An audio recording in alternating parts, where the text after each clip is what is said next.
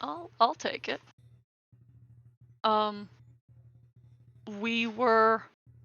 We drove 10 hours through the sky in the bubble, and when it began to fade on us, we hit the road, and on our way to Bastion on the road, which was so fucking smart of us. God, if we had landed in the forest, like, good lord. Um, we encountered an a thing.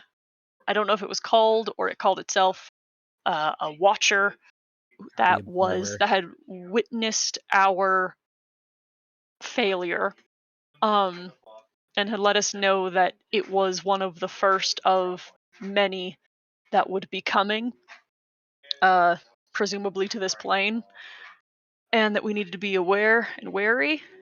And while we were kind of in a catatonic state about it, a dude named Bilius, uh, fortunately, in great favor of an incredible D100 roll, um, rode up in his cart and offered to take us for free all the way to Bastion.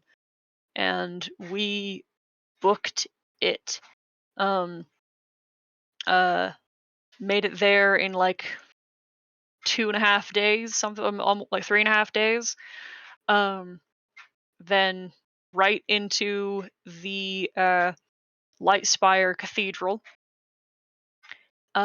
where we met Bishop Stren Gaberston, or Galberston, Galveston. Holy shit! What a last name, Sean. Galveston. I know because it's Galveston with a Galveston. buh. Yeah.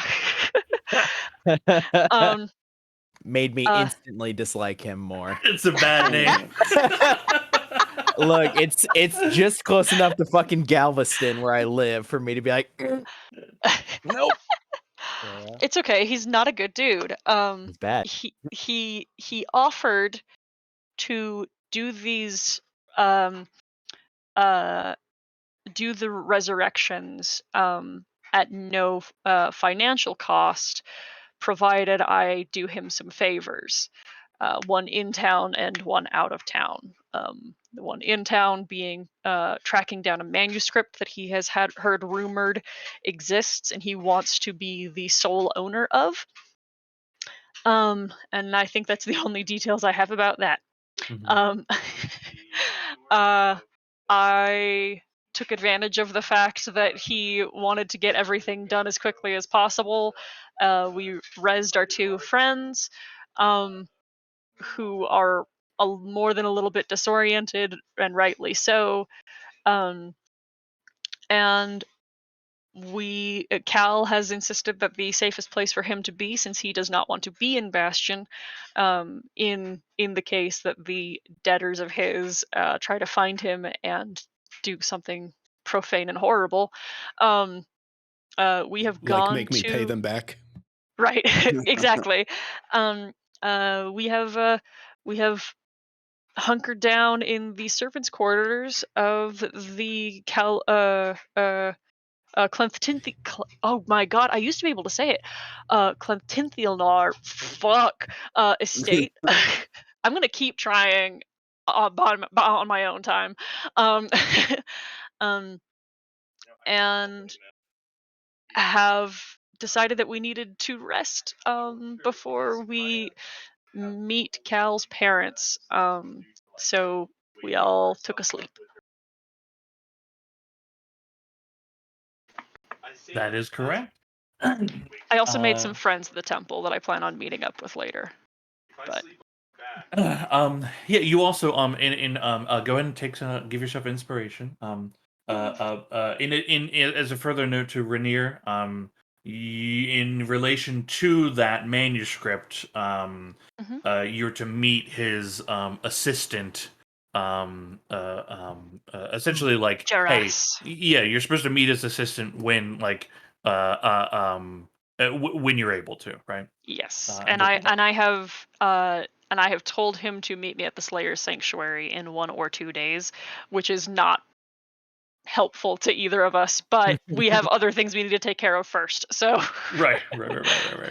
Um,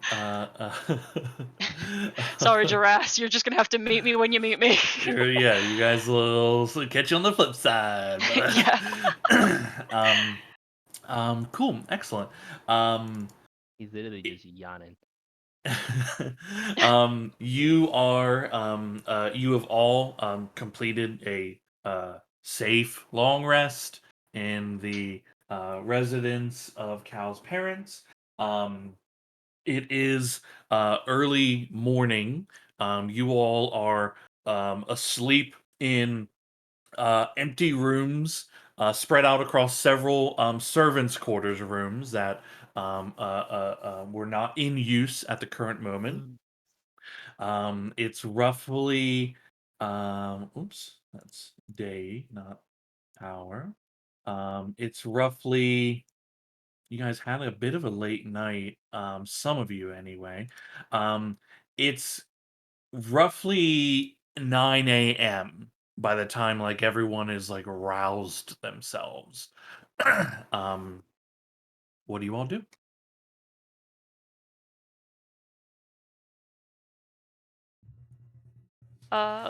When I wake up, I'm just gonna spend some time like I think I will have woken up as early as possible, and I'll just start rebraiding my hair while I wait for other people to wake up. Merv probably gets up pretty early to work on his new project. Probably sees Rainer and says, "Yep, crossbow's gonna stop working." Very good to know. Right. If you need bolts, Have to buy them. yeah, I feel like we can dip into the group coffer on that one, considering you're shooting them at things usually shooting at us. Yeah, we'll cross that bridge when we come to it. Might be able to eke out a few at the sanctuary later. Oh, also, here's this. He hands you like the familiar blue bottle that has the big britches brew. He'll nod and stow that on the bandolier that is now 2 vials of holy water down. Yeah, I'll use my infusion for today to make my little homunculus friend. Yeah. What is it? What does it look like as you perform this a mixture of magic and alchemy? I think it starts with like what just looks like a tiny little like flask that he's kind of hollowed out to look more like a little tiny cauldron. He like takes the diamond we have from our group loot, sets it into the center of it, and then proceeds to start pouring things into the top. Including, if anybody is like paying attention, one that he has clearly labeled. Nobody can read halfling, so they probably wouldn't know. Labeled with the mimic blood, like just a little pinch of the baby mimic blood. Oh my god. After a little bit, like he sits and looks at it. He occasionally keeps adding things to the top of it and then like flicking it to see if it does anything. And eventually it grows arms and legs. It starts like waddling around a little bit as he continues like putting things into the top of it, and like the little like burble coming out of the top of it goes from like red to like pink, finally settling on green as Merv is just sitting like taking things out of his bag and pouring little bits of them into the top of its head and just watching what it does.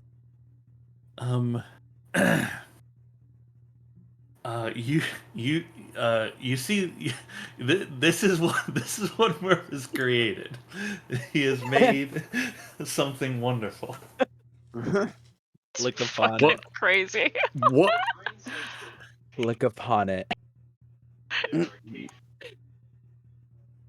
After a bit, it starts like circling. He like takes it and tosses it up in the air, and it starts like skimming through the air like a water bug, like a water bug on water, where it has that like weird effect of like.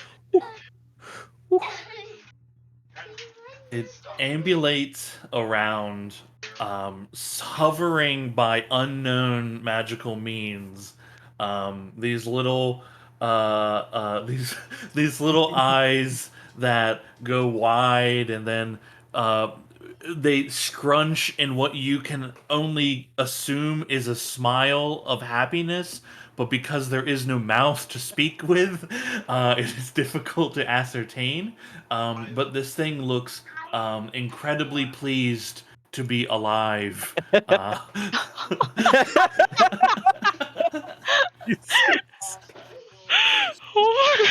Merv at some point is just sitting staring up at it, like clapping excitedly as it's just around his head in a circle, like puffing little bits of like green smoke out of its head.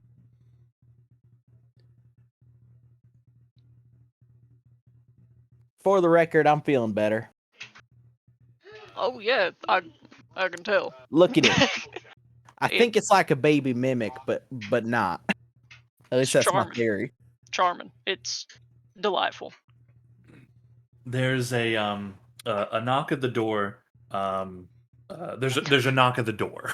Shit. Yeah, you see him pop his hat open and the like point at his head, and the thing like basically like sticks to the top of his head like a spider before he puts his hat back on.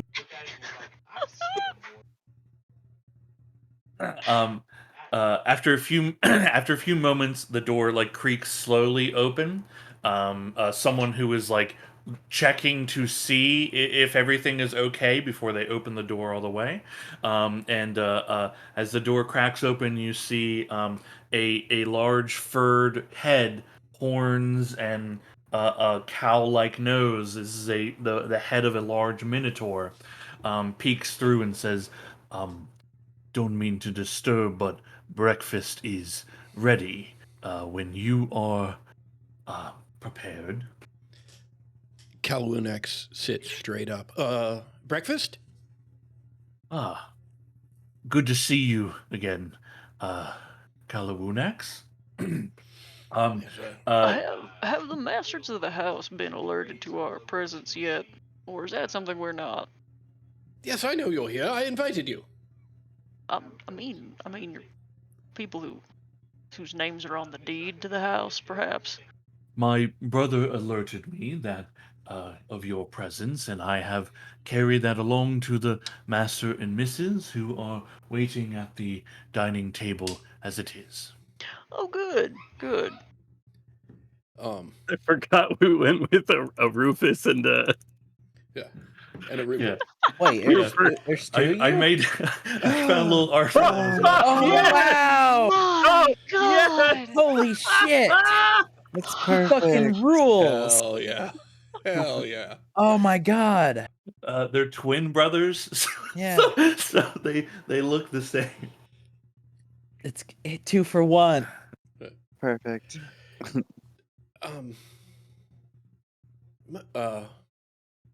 Merv, how many of there should we expect there? How many of you should we expect there to be? I mean, you're up to 3 now. Wait, what do you mean? Well, there's Point you. to the clone There's- and the. There's Oh. Goo Right. and Well, there's now a little Goo. I don't know what this it's not. is. That's not a little me. His name's Chorby. That's a hamster name if ever I've heard one. I named him after a bog frog I had when I was little. All right, I'm not going to be able to unpack that until I get some food. Who's interested? Food? Me. Wonderful, Ragnarok. Shall we? Absolutely. I'm gonna get started on figuring out what I can with, and she just gestures vaguely at Layla's. Yeah, I'll join Oh. you. I think. A bark loud is all hell. Maybe we just. I don't know that there's much more that we can do besides just taking him to the Arcanium. Should We're we gonna just wait take the to do wolf that? to breakfast.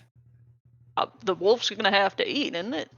I mean, but we could like get some rashers and bring them back up or something. The wolf's coming to breakfast, obviously. That's where the food is. In Okay. addition, we should bring Laylis's corpse with us. Okay, Cal. Really Why drive the should point we- home. Wait, I- to breakfast? Yes. Cal, I think you should maybe walk like maybe a minute and a half in front of us, just so you got a good lead time on what's about to happen. Oh, wait, that's right. All right, breakfast. Let's go. What? Am I the only one that wants to meet Cal's parents? We met my parents. Oh, I mean, I do. I just don't want to Well- scare the living hell out of any of them. I never met your Oh. parents. Well, then, I you've mean, got the you wrong want- idea about my parents. Let's How go. weird? How weird you want us to make this, Cal? Well, Hold there's on, no I'm reason- gonna go change. I don't need to be in armor. No reason to be intentionally weird. We just need to explain what the situation is. They have great Wait, we're means. and I'm weird? Yeah, we're real weird. I'm pretty sure.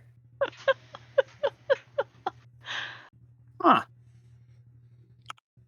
I mean, I know one person that's kind of always on fire, and that's you, which I consider like more of a impressive thing, but impressive is just mean- weird. But We Subjective. everybody has their one thing.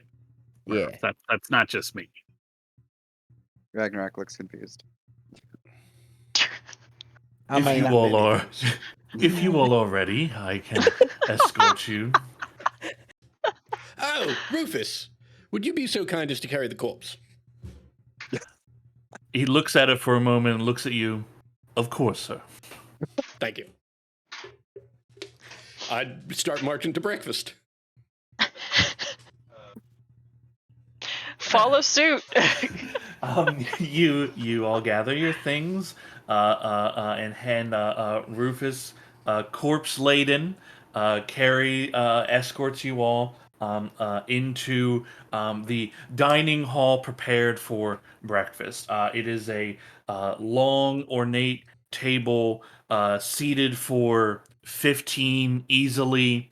The whole thing is covered like a banquet. There are places set for each of you. There are piles of fruits, meats, pies, pastries, all manner of drinks set out for you. This is, for most of you, probably the most expensive looking meal you've ever seen. And there's only two people just sitting at the table. At the head of at one end of the table, you see a large, imposing dragonborn. His face mostly buried in what looks to be like a not quite a newspaper, but like a pamphlet of information that it like they don't have printing presses here, right? But he is essentially reading the newspaper at breakfast. And then you see a female dragonborn sitting not at the other side of the table, but next to him. She is dressed in the most wonderful, ornate-looking house robes you can imagine. If whatever the designer, whatever's Gucci in this world, they are wearing it. The door opens, you are entered in, and you see the woman's face alight as you enter in, and she exclaims out, "There's my little Woonie. Come here, give mommy a kiss." Hello, Mother. It's wonderful to see you, as always. How many of me can you see this morning? Well, just the two. Yes, that's what I figured. Perhaps a little more orange juice in the mimosas for a little while longer. These are my new friends, and I will introduce everybody. Hi. howdy. Hello. Very nice to meet you. You have a lovely house. From what I've Thank seen. you. Thank you. Thank you. Please, And- sit. Make yourselves at home. And that down there is my father. Father, you preparing for another day of exploiting the good men and women of Bastion? He doesn't look up or hardly react in any way, but you all hear like a grumble behind the paper. Oh, it animated this morning, are we? well, your father just has a lot on his mind. He has a busy day ahead of him. Of course he does. Please sit. It's good to see all of you. My name is Old Dick, and this here is my husband Imrakas. He's quiet, but his still waters run deep. Rufus sets the body of Laylis on a like a nearby chaise lounge, and goes and brings out like a large serving tray, just full of raw meats, and sets it at one end of the table for the dire wolf. And Old Dick exclaims out, "Oh gods, there really is a wolf in the house." Well, yes, Mother, it's quite an interesting story, actually. You see, this wolf contains the spirit of our dear friend Laylis, right? And you might ask, why is Laylis's spirit in this wolf? And the answer would be because his body currently looks like this. And I put my hand on a shoulder of the corpse. Yes, you see, Laylis had a very difficult day. In fact, not the only one to have a very difficult day, because Ember, right over there, and yes, your one and only son, we died. You might We say were it was a killer day, huh? Now, you've got to admit, that is an excellent, excellent sense of humor No. coming from someone recently revived. I would have found it funnier a week ago. Well, you'll find it even All right, funnier a tough week from crowd. now. There's Now, look, there's a grumble from behind the paper. You see your mother kind of lean her head towards your father a bit and look back at you and say, "Your father's right. You don't look dead." well, that is because of the extraordinary efforts of the other individuals here, whom you see and have met. They were kind enough to scoop up our bodies, were able to revive Ember and myself, but getting Laylis's spirit out of that wolf and back into, well, I don't know what, that is proving a little more difficult. Can he do it again? If he were to live, could he die and become a wolf again? You know, that's a very interesting question, and we would love to get the answer to it. And perhaps the best way to do that is to actually get him to a point where he is living again. Because if he can, I think at our next ball, that would be a wonderful presentation to all of our guests. Yes, Something and miraculous they haven't seen before. it would be miraculous. That would be wonderful at your next ball. I do get your meaning. I think that would be fantastic. Speaking of your balls, as glorious as they are, funny thing, the individual who killed myself and Ember and Laylis over there was a guest in one of your previous balls. Your dear friend Umeli murdered your only son.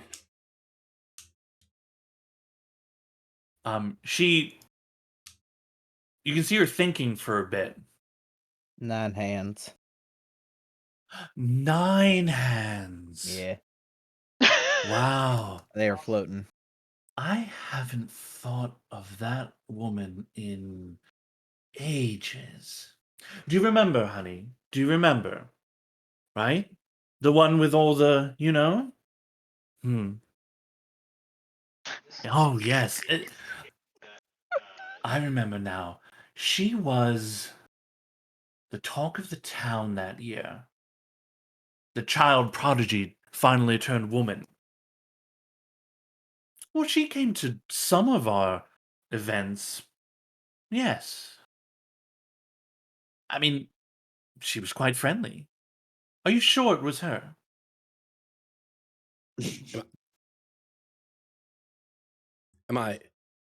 Are you? Mother, when someone murders you, you know it. I counted them. 1, 2, 3, 4, 5, 6, 7, 8, 9 hands. Hmm.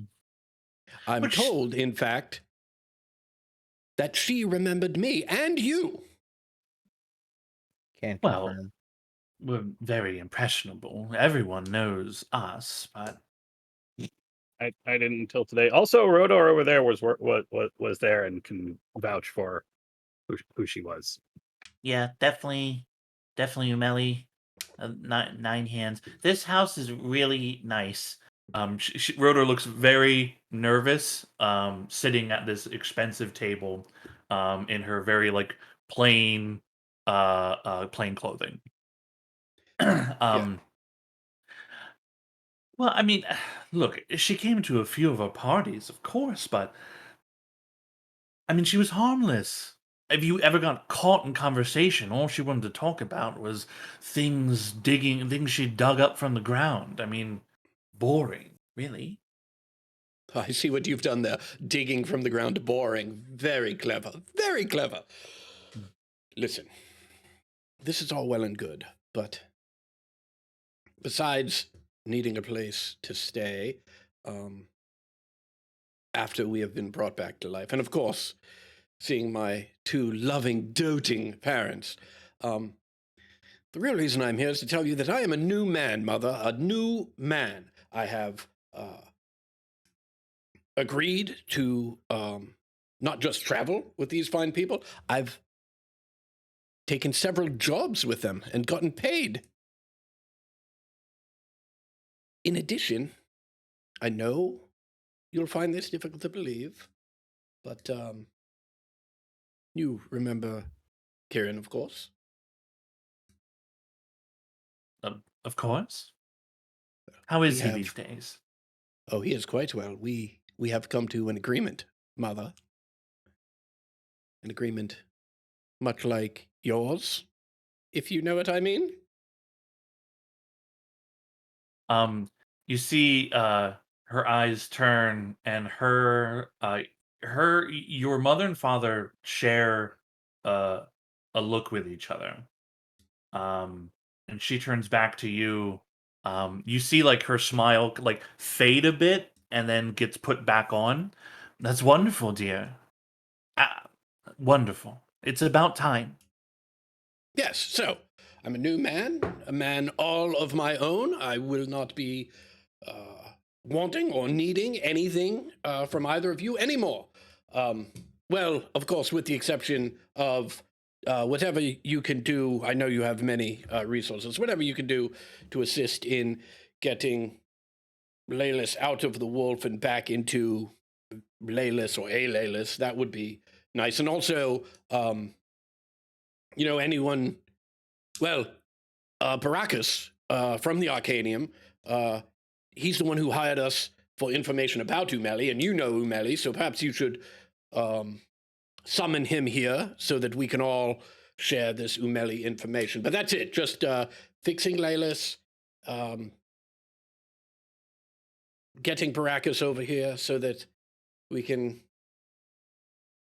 confer about Umeli. That's all we need, really. Well, that and Ember, I believe, needs a new outfit, needs some pants. Somehow in the dyeing, that sort of went south. So if you could get the tailor over here, the family tailor. So the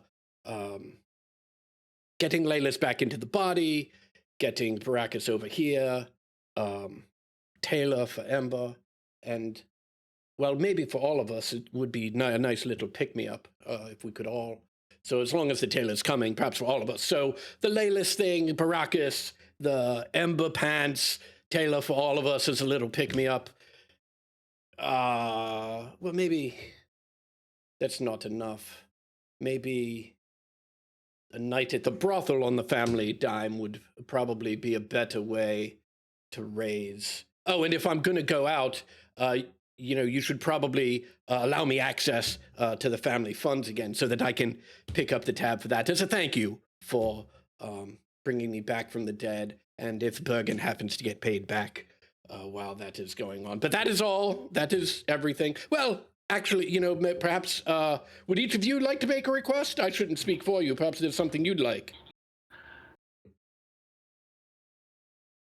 Ragnarok, anything? Oh, I don't know. What do people normally have?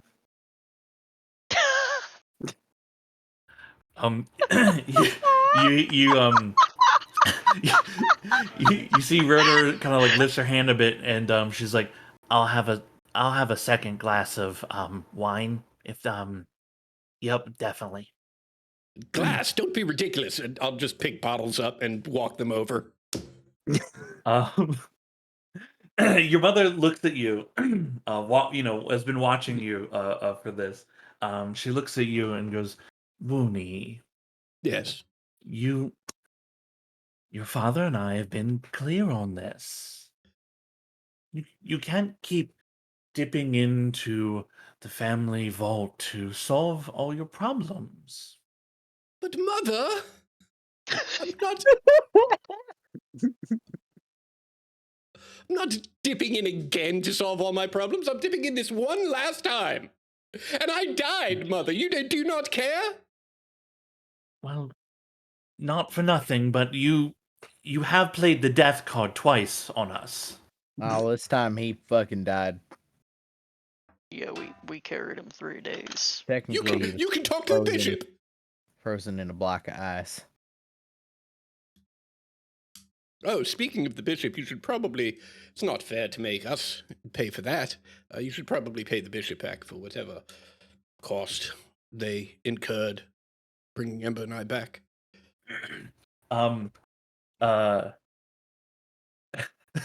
Your father closes his paper, sets it down, and you can. This is the first time Cal's freaked out. Like Cal takes like 5 or 6 steps back. Sets his paper down, and you can see he's wearing again like designer robes in fashioned almost like a suit. Like he has been the kind of like he's been ready to go to work for 3 hours already, right? Sets his paper down and looks at you, Cal. I think that's about enough. Don't you think? You come in here talking about being a new man, and all I hear is the blathering of the old you.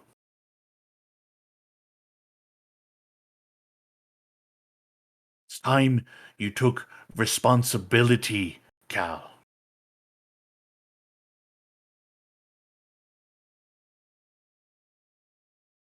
You have brought shame to our family house.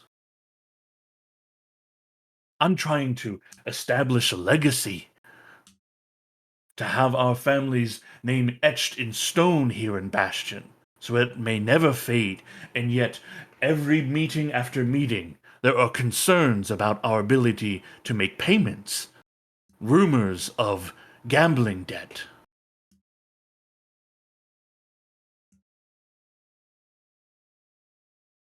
You're a Clethinthior. It's time you started acting like one. Well,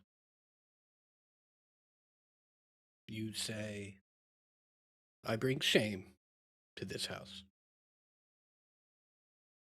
I say that's no way to talk about my friends. One of whom died trying to protect me. One of whom, his body is rotting on our chaise lounge as we speak. Deflection, as always. Your companions here, your guests in our home, who are welcome to our hospitality, They do not bring shame. You bring shame to our house. Your actions reflect upon the family.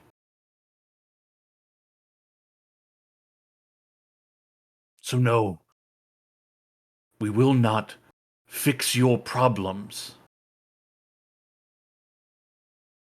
I need you, Cal, to stand on your own 2 feet. When your mother and I are gone, you will remain. Will you gamble your family's legacy away? Or will you build something with it?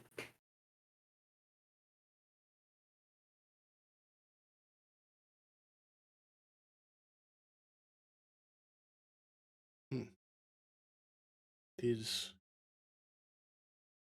an excellent question, Father. And I can't say that I know the answer. I can't say that I can predict the future. I do know that if you are half as concerned about your family members as you have been about the family legacy, perhaps we wouldn't find ourselves in this particular boat.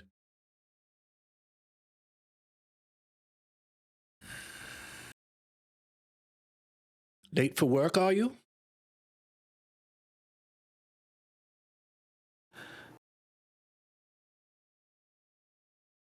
Here's what I need you to do, Cal.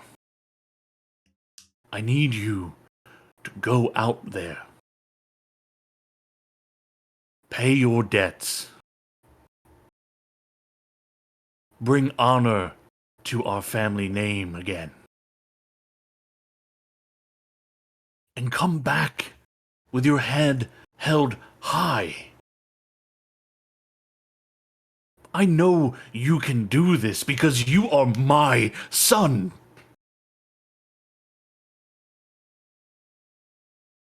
And you can do anything. Father, my whole life you've only been good for one thing to me. So let me ask you this question. What makes you think that if I go out there and pay these debts on my own and take all of these actions that bring honor to the Clefthintlialor name, what makes you think I'll ever come back to you at all? The only thing you've ever had for me was what you've got in the bank.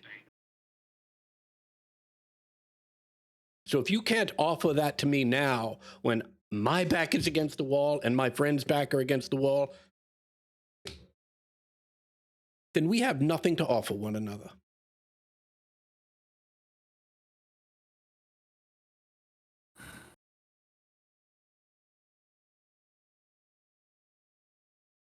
Well, I hope you're wrong about that, Cal. But it's time for you to take responsibility and own your obligations.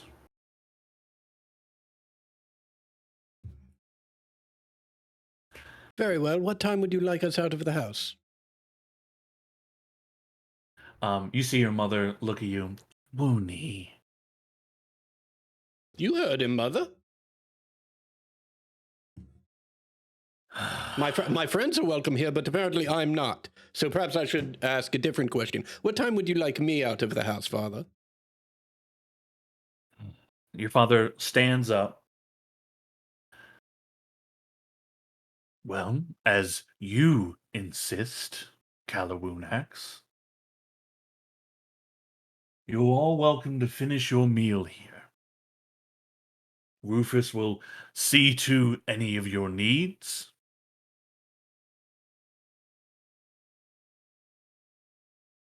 I have business in town I must attend to, so I apologize if I'm unable to provide the warmest hospitality that we may have liked.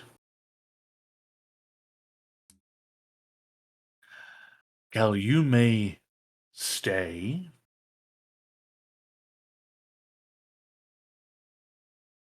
but I want you to think on what I've said.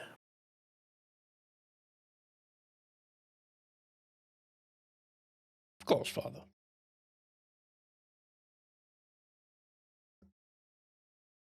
He gathers his paper, stands up, gives you all a nod, and exits the room. You see several servants who've been standing in the room move to clear his plate. Several attend and follow after him. Um, the room is kind of quiet for a little bit. Your mother takes a long sip of her cocktail, looks at you. You know, he's just trying to help. Hmm. I am but another pawn on his chessboard.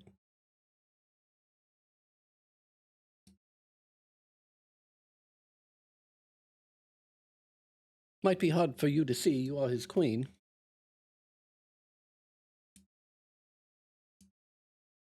Well, then I suppose that makes you our prince.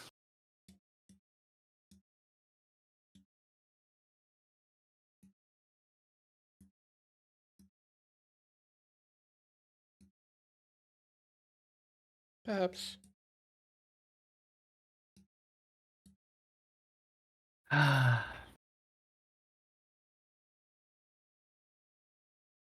Well,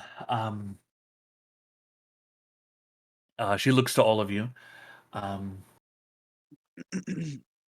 please enjoy the rest of your breakfast, if you should like. Um, as Imricus said, Rufus can take care of any of your needs. If you shall need tailoring or pants, as it were, him and his brother are excellent tailors. Um, I do have drinks with the girls in a little bit, so I actually I must be getting ready soon. Well, tell them I miss them all terribly.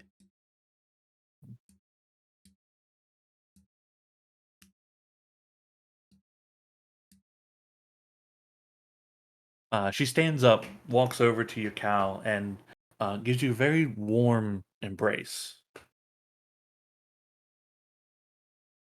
Yeah, I return that.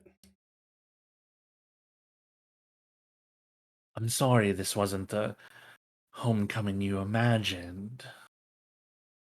Yeah. As am I, but it is the homecoming I expected.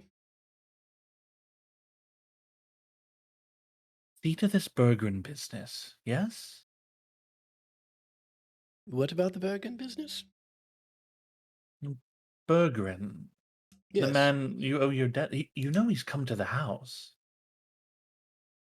That does not surprise me at all. He's been looking for me in quite a number of places. It's why I left Bastion. I left Bastion to get away from him to make enough money to pay him back. Well, Speaking of which, no, this is a bit odd, but when he came to the house, he didn't happen to mention anything about how much money he was expecting, did he? oh no, he never made it in. Rufus took Yes. care of that. Yes, of course. Of course. But yes, I'm surprised he's only stopped by once. But he is on my list. I plan on seeing him while I am here and putting an end to this situation. Well, yeah, it's not much, but it's what I have on me. And she slips a hand into one of her robe's pockets, and there's like a little, it's like rabbit skinned Mhm. pouch. Presses it into your hand.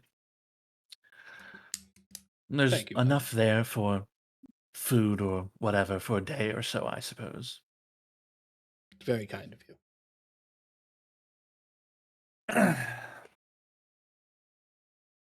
She turns and regards all of you again.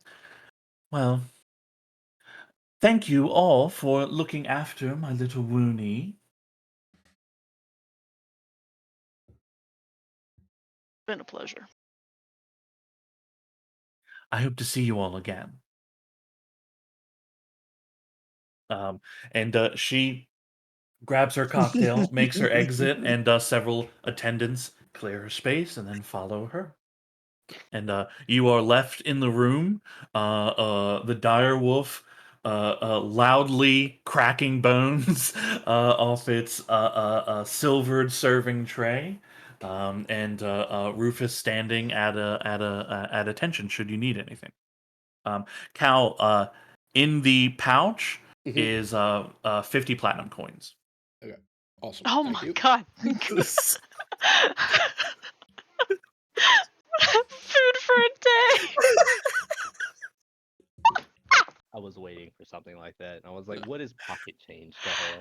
Yeah, I was like, she was like, it's in my you were saying like a little purse, and I was like, 10 platinum feels like as much as you'd keep on your person, but no, she's crazy and wealthy. Yeah, I was about to say you forgot the rule of wealth, which is money doesn't matter when you have too much of it. You're right, except that these coins weigh something. Uh-huh. Not in That's whatever roughly a magic purse pound of she's platinum. carrying it in. Yeah, she's got a Fucking she's got apparently. a pouch of holding. She got just for her pocket change. Oh, that's funny as hell. Yeah. Once mom leaves, Cal's just gonna walk over to a chair at the table and sort of slump down into it. You doing you how you feeling? They didn't even notice I'm 2 inches taller. Adam. Oh my god.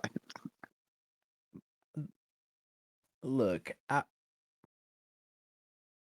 I seen you change while you've been with us, and I think you're on the right track to being your version of what they want you to be. You ain't a lost cause or anything.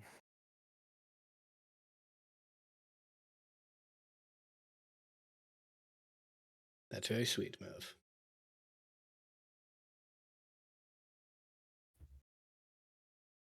Well, this has been an absolute shit morning. I guess we need to.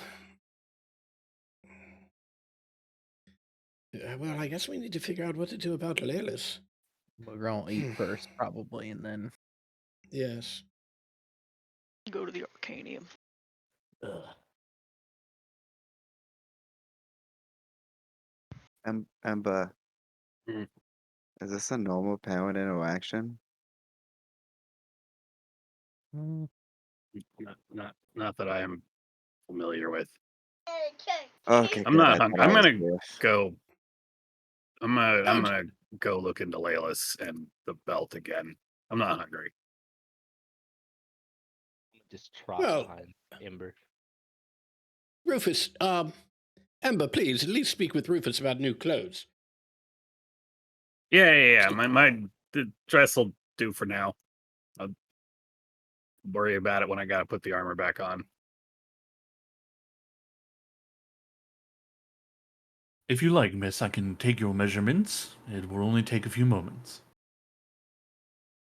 Yeah, sure. You want me to do that? Hold on. I will climb up on the table. Um, And he, T-pose. he pulls a little measuring thing out and very quickly begins taking your measurements. He can whip up common clothes for you. I mean, like they're gonna be like fine clothes, right? But you can tell him like what style and color you want it to be, and before you leave, it will be done. Cool. I will look up clothing prices. Well, I mean, you're obviously not going to pay. Yeah. Yeah. Okay. I just want you to know you can envision in your mind what it looks like, and it will be there.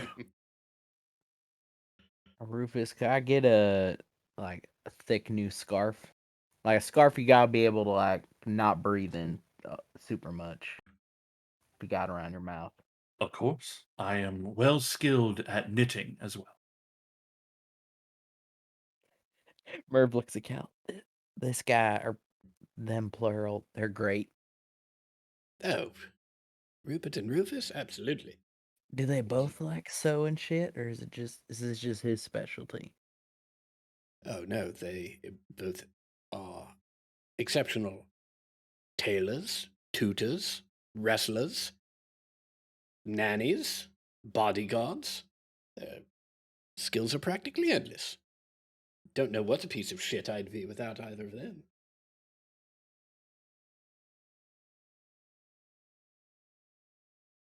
Cal resumes drinking. You all, it, there's a bounty of food here. Ember, is there anything specifically that you were looking for, or you're just generally looking? As I recall, that between Wolf Layla's corpse, and Belt Buckle, I missed one of them with identify, so I'm just Missed gonna, Layla's, the corpse. yeah, You did I'm the just belt gonna, and the wolf. yeah. Ember was half asleep, so she will just ritually cast identify on everything while people eat. Okay, yeah, sure. You gather the following information and confirming things that you had previously found, that there is the belt is degrading. You find, while you were worried that it was degrading in like a few days, you find this morning the degradation is accelerating. It's like melting glacier. The faster it goes, the faster it starts speeding up. You figure where you probably had a few days, you might have a day at max to have the belt be a part of whatever solution there is. And with your identify, again, you're not able to see what the problem is, but you know if the belt goes, it's going to be extremely difficult to undo whatever's been done, and that both Laylis and the wolf are ensorcelled in a very complex old magic that you're not sure what it is. Pass all of that along while people are eating, completely oblivious to. Yeah, this thing's made out of intestines that have been tanned. Yeah, tanning's a funny process because it's like a lot of salt and Yep. goes through everything. But oh yeah, no, I'm sorry, I kind of skipped part of it. We maybe have the rest of today, and we lose Layla. So, we should go. Yeah. I'm gonna go. I will pick up the corpse. I'll follow. Man, good thing you're strong. Do you need help carrying Mavis? I got him.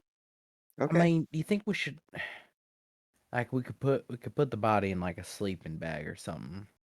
Oh, It's I kind of I got it. indecent. No, I mean, like, we need to cover it better. I could. I got it, Merv. It's dripping. Walking through the streets with a dead body is probably not the best idea. I'm going to leave. Okay. Well, I will come back through like 5 steps later. Cal, where am I going? Cal, I stormed out and I don't know where I'm going. Sorry. Yes, let's continue storming. Where are we going? I'll take the I mean- lead. I mean, where are you storming to? I know out. I can get you out, but where are we going from there? how many exits this place got? Well, I 12? mean, there's plenty of exits, but I mean, like, where are we going once we exit the building? Or are we just going The to exit the Arcanium. building and walk around? Oh, the Arcanium. We We're want to gonna go talk to down the- this way. And I will, just as we exit the building, I will cast Disguise Self on myself. Remember, I'm Lewis Lynn. Lose plan. Ember, do you want your armor before we leave? Think I'll need it in town? I Yes. think you might not necessarily want to come back here without. Well, I mean, if you want to, it's Oh fine, I yeah, no, suppose. yeah. We should probably clear out everything. That's a good call. That's a good Yeah. call. Merv, did you get all your gear? Yeah, I got it all on the big inside. All right. All right, you gather your things, exit out of the Glentithlior estate, and you are in the streets of Bastion, heading to the Arcanium. Um, as you wind your way through the streets here, you see all manner of people going about their business. There's I mean, this is a very large metropolis here. Um, you see a variety of humans, elves. There's dwarves, there's gnomes, halflings, dragonborn. There's a lot of different races represented here. Um, and as you make your way, you see a lot of people like every now and then they have little stands and they're hawking goods. Just street peddlers, that sort of thing. You do notice that as you make your way, there's a very colorful umbrella that catches all of your attention, and you see a man and a woman underneath the umbrella, excitedly speaking to a crowd that is kind of assembled around them.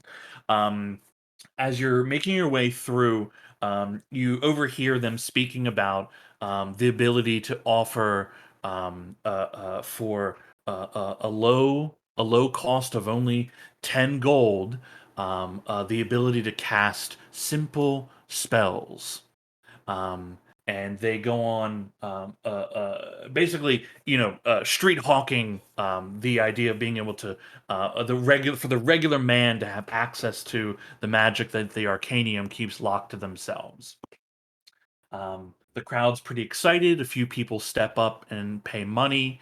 Um, and as you are like passing by this section, you see as the person pays money for it, the female makes a kind of like she casts some kind of spell, and you see this little red rune appear on the person's face. And they continue about doing their business. You enter into the harbor area. To get to the Arcanium, you have to take the ferries. There are ferries that run 24/7 between the two sides of town. The ferry is 1 silver per passenger. You will have to pay for the wolf. There's a bit of a huffle about like, that thing's real big. It should be 2 silver, but they settle on the single, and you're able to cross over.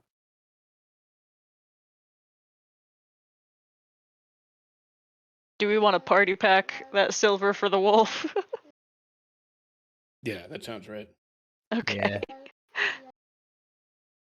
All right, stepping across across the harbor, entering into South Bastion. Now, South Bastion is like the Arcanium here is its own city within a city. Everybody who lives here is in some way connected to the function of the Arcanium. Businesses exist to cater to those that live and work in this area. Again, it's like its own special kind of thing. The vibe is a little different from the rest of Bastion. It's a little more like little more like Portland, where it's like a little weird, a little kooky, but they like it that way, right? Um, Quick question, Sean. yeah, It wasn't. I didn't make it as far as over here when I tried to get a permit, right? no, no, Right. I was yeah, on the other yeah, side of the river. yeah. The guilds are not the Yeah. only guild that's here. Is the Arcanium, right? Yeah. Every other part, like the Merchants Alliance, that's all in Hmm. Bastion proper. Uh, Can I roll like a history to see how much I know about the Arcanium, given my background? Sure, yeah. Just loosely. I'm not proficient in it, but this is a topic Merv might actually like. Yeah, a 10. Eh. The Arcanium is one of the oldest things in town.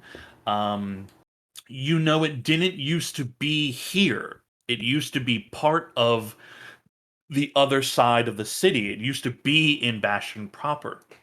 But about 100 years ago, give or take, there was an accident, and due to the severity of it, it was decided that they will be shifted to the other side of the river, so that way, in case of further incident, it shields the rest of the city. As another quick question, probably the more pertinent question is how tightly do they regulate magic items? Like, would Merv know enough to know that I should not be flashing like artifice here? Oh, the only regulation is essentially like the sale The of. selling, right? Right, yeah, Yeah, because okay. the merchants, so that's merchants' Yeah. business, right? Because that was what Merv Um, was trying to get into, and the paperwork he got caught up in was he could never get a permit to actually sell anything because it wasn't yeah, like yeah, up to to snuff. own them and show them, that's Yeah. that's you at that point you obviously have it, right? Hmm. But yeah, it's the selling of it is Okay. the issue. Yeah, just wanted to make sure I wasn't misunderstanding anything before I flash out like very prominent artifice in front of them. Yeah. Piss them off.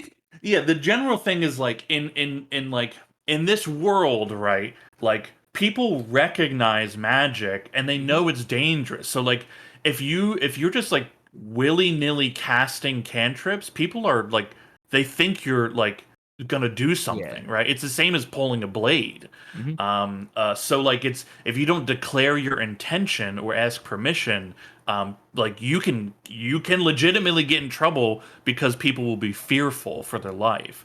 Mhm. Even here in like South Bastion, there's a bit of that, but not as much, right? Like you're gonna like here people are like casting magic, right? It's a little more assumed. Mhm. But like if you like point your wand at someone, Yeah. right? That's still a different thing, you know. Mhm.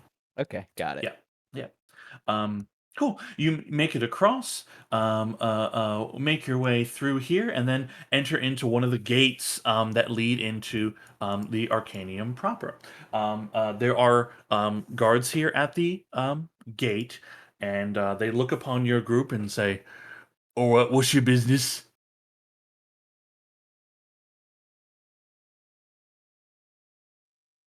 We have a friend here that's definitely cursed, and we have a cursed item in our possession. We're looking to relieve both of those. Well, and we are also here to meet with Baracus on completion of a job well done. Hmm. You talking about Master Mobarad? That's correct. Yeah, you hear Rodor also speak up. Yeah, Baracus Mobarat. What's with the wolf? That's a cursed friend. That's the cursed one, yeah. I just see Fucking like the druids. dopiest face Yeah. with the tongue out and ears. Second I'll time give somebody Layla said some something that scritches. rude. Oh, that's her kicking the feet, kicking the feet. All right, wait here. Um, uh, One of the guards leaves, enters in, and the other guard just stands there watching all of you. Is it friendly? Layla's, you friendly? I like squint one eye and side eye with the other, and I'm just like, oh. Oh my That God! answer your question? You've made him angry. He's going to attack me. No, Layla, please. I think he might have been winking. The spear comes down from the guard as you exclaim this. I turn around and feather cowl my tail. See, Is it dangerous? Is it It's not. is it It's not. dangerous? It's not No. dangerous. It's perfectly not. harmless. It's a He's little just bit we've big. got going on. You really do need to relax. You're the one who's bringing a giant wolf here, telling I'm me to like, relax, telling what me a- it's dangerous. Well, listen. No, you're right. You're right. This is Fucking- just a curse. Fucking druids. Yeah, Am I fucking right? He side-eyed you a little bit and then like puts the spear back up, and you see he kind of like looks off to the side. He's like 5 feet from you all, and is like now trying to ignore you while being with so close. Another 10 minutes or so, and the other guard comes back and says, "All right, Moborod's expecting you, but he's got business. He sent his familiar." And you see standing at the foot of the guard is a albino an albino ferret. All right. Oh, he's gonna lead you. You got a name or? Oh, I don't know his name. Ah, that's rude. Yeah, I guess it is. Sorry, mate. I mean, You said the he's- ferret just kind of like. I've been Um, muted this entire time. Is there anything Uh, you'd like to say? yeah, would I know the ferret's name? Would you know the ferret's name? Rock, You tonight. guys got a union? You know the ferret's name. Just because I was transferred to Baracus after Genevieve died. Yeah, 100%. You would know the ferret's name. The ferret's name is the ferret's name is hold on. That's not a good I one. think a union's funnier though. Can we go with that? That guy's got really incendiary letters each month. Oh, He's got a whole column. I'm He's trying. about seizing the means of magical production. Oh my god. I'm trying to find a good I love good- ferrets based as fuck. a good ferret name.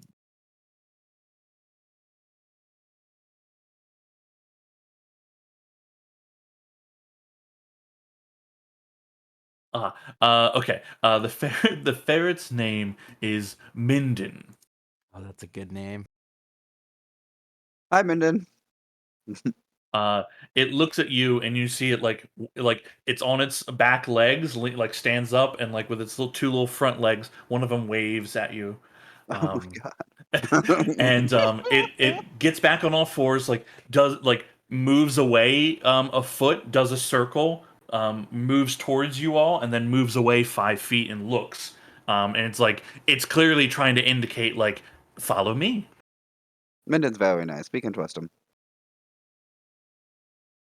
Right. You let's sometimes go. not trust. All right.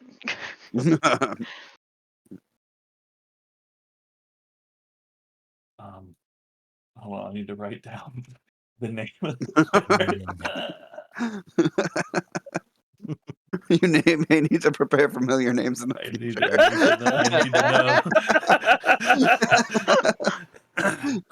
to know. Excellent.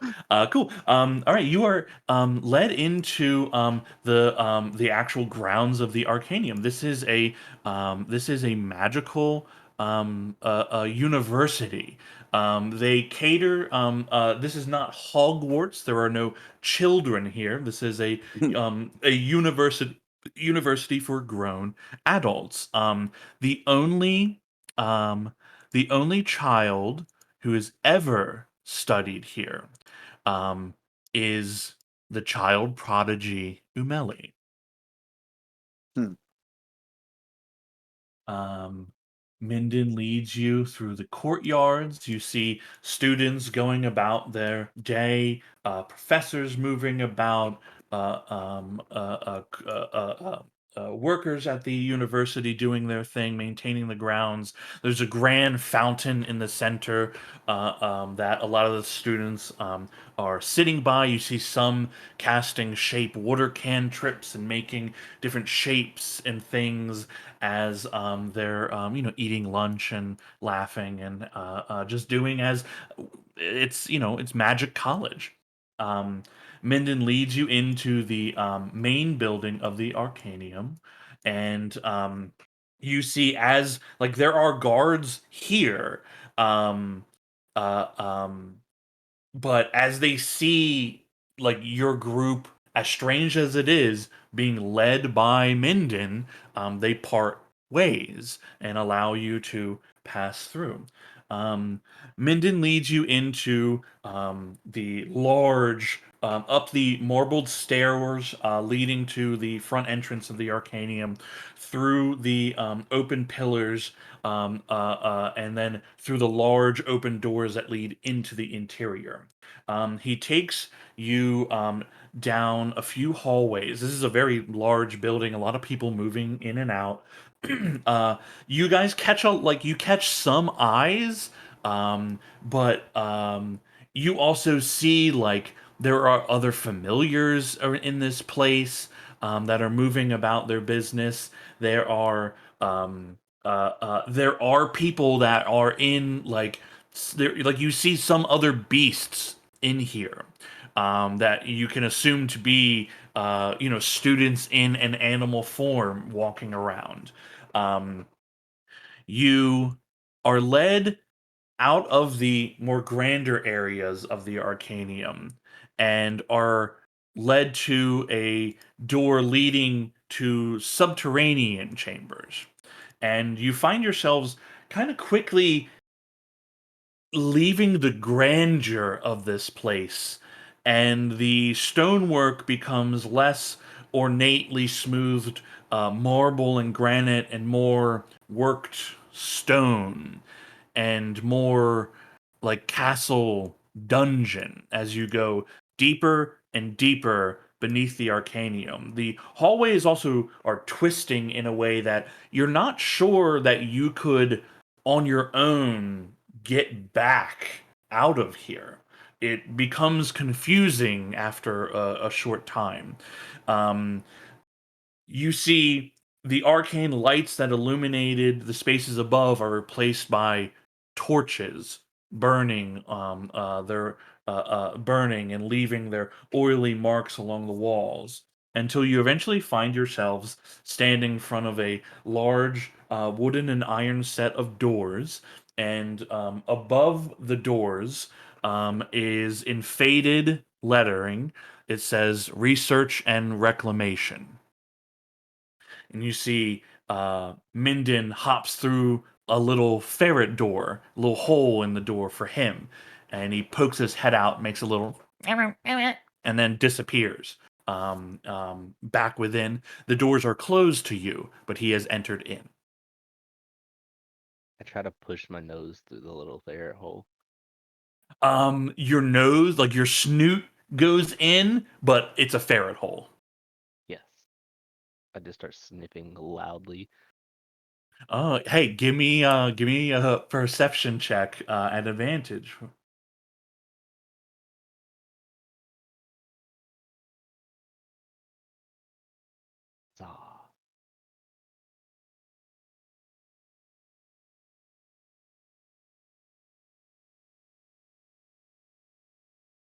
Ah. 21, excellent. You smell, uh, you smell there's ferret here. You smell there is another, the smell of humanoids. One present, one that had been here recently but is no longer here. You smell. It smells like Merv's tent. Oh, And at that, like, there's a singe in your wolf's nostrils as its sensitive nose is slightly burned by some alchemical mixture. Well, damn. Okay, I just jump back out of the ferret hole. Okay.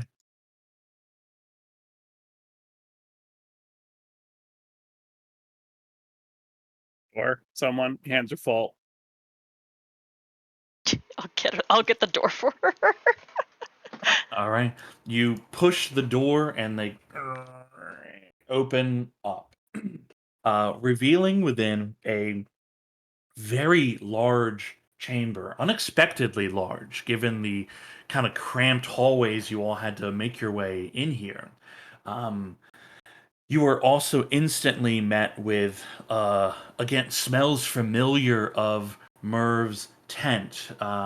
There are alchemy sets here, a large array on one large shelf unit, covering a 10-foot span of walling of tubing and things burning and boiling and bubbling.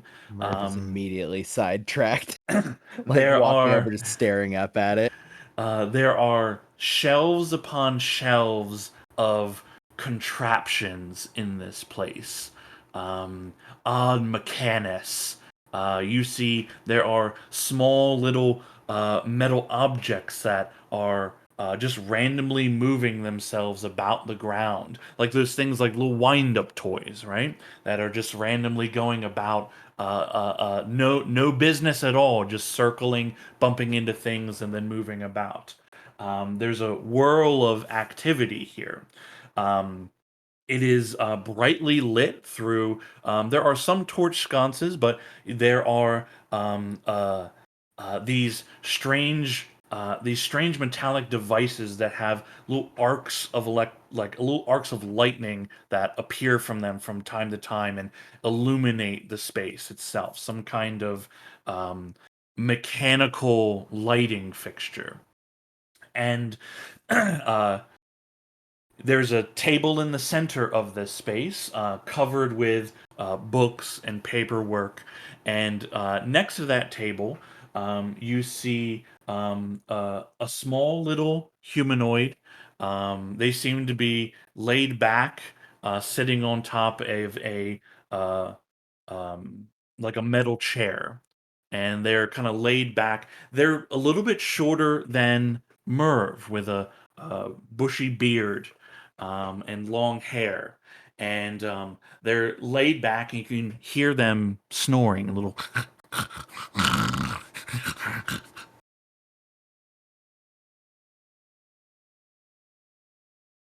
You see, Minden runs, hops up on the table. There's a little plate of grapes, and begins eating. Excuse me. No immediate response.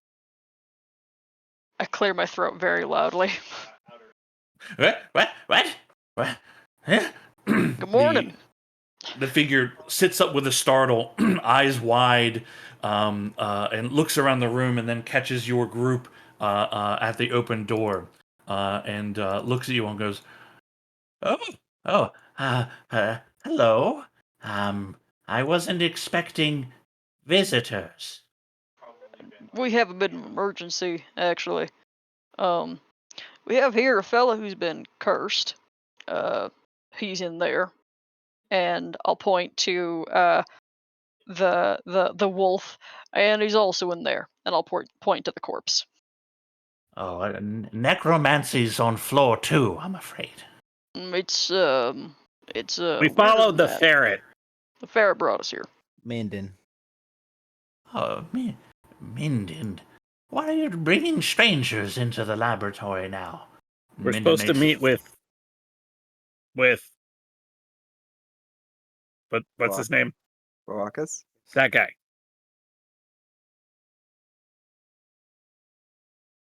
When he's done.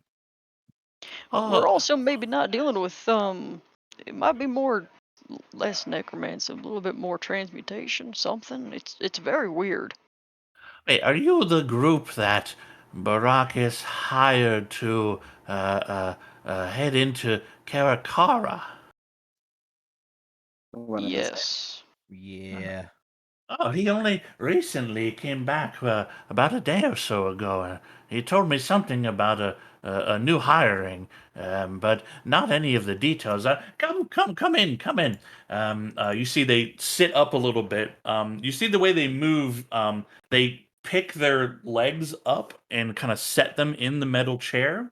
You can see this is someone like their legs don't work anymore. Um, they fiddle with a few devices on the chair, and the chair itself begins moving. on its own. It walks up to you all, and this gnome looks to you all and says, "Come in, come in. Please, welcome. The name's Beckmordin Fettlework, at your service." Dear God. Oh no. You crazy son of a bitch. Oh, Yeah. God. Wait, hold up. Something's wrong. He's got two eyes. He's got two eyes. Is this your lab, sir? Oh, yes, yes, indeed. Well, Beautiful. Baracus and I both. Oh, thank you, thank you. It's sorry, it's a bit of a mess at the moment. You see his chair has these little manipulator arms that begin like scooping up the little mechanisms rolling about, and you can see it like twists and deactivates them and is setting them on the table. Please come in, come in. Here, just clear the table a bit. We can set your friend right here for a moment. And he goes about helping to try to clear the table, and you're able to set Layla's down. What is it I can help you with? Well, we are looking to see Baracus, but more urgently, we have a magical belt made from parts of a wolf that our friend was wearing when he was killed, and shortly after that, Merv, right, the the wolf exploded out of his chest, That's what Rodar said. Yeah. and Wolf's made it pretty clear that it's still him. But this thing, the belt's starting to rot, and we don't know how much time we got left, but we don't feel like it's much. We got a few hours, and I will run down everything I got from Identify. Oh, no amateur, I see. Well, let's start with the basics anyway, see what it is that we can determine. You see that he grabs a spyglass and kind of zooms in a bit and is observing and kind of pokes at Laylas's body in a few places. Handles the belt very gently. You can see as like his hands come away from it, little flecks of the belt are like breaking off as he does. Oh dear, that's not good. Okay. He looks at the dire wolf and may I inspect you? I promise to be gentle. I crouch and then like lay down and then roll on my stomach. Oh, roll my back. His chair lowers itself so he can get a better look at you, and he just kind of inspects the body of the wolf a bit. And as he's looking at these things, you can see like he is casting little bits of arcana as he goes. Once he finishes his inspection, takes about 15 minutes altogether. Sets his devices down and looks at all of you and says, "Well, it's not good, I'm afraid. You're certainly right. There's definitely an ensorcelment of some kind, but the power of it is beyond anything that I'm aware of. And you said you bought this in a store for how much?" I think it was on sale. Yeah, it was. I doubt the owner even knew what this thing was. Not really, anyway.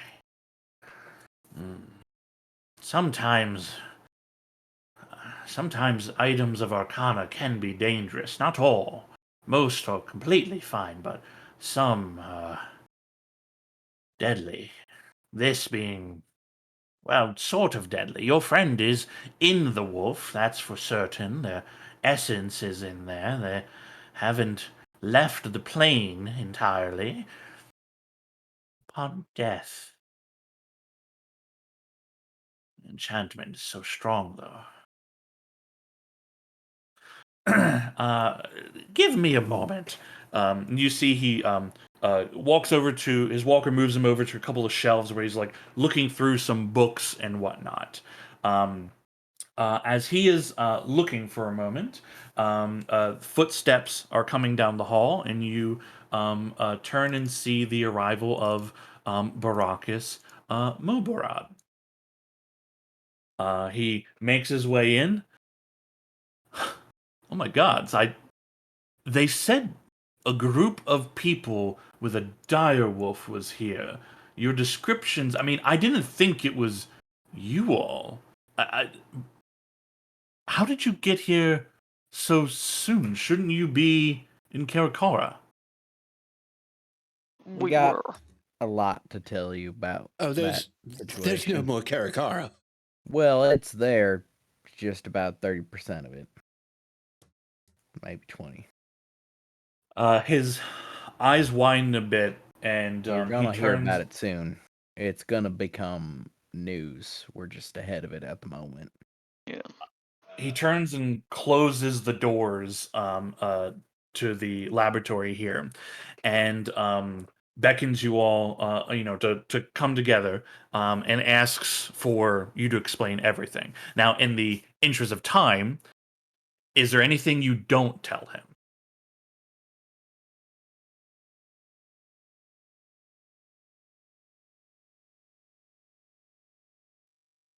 Don't think so.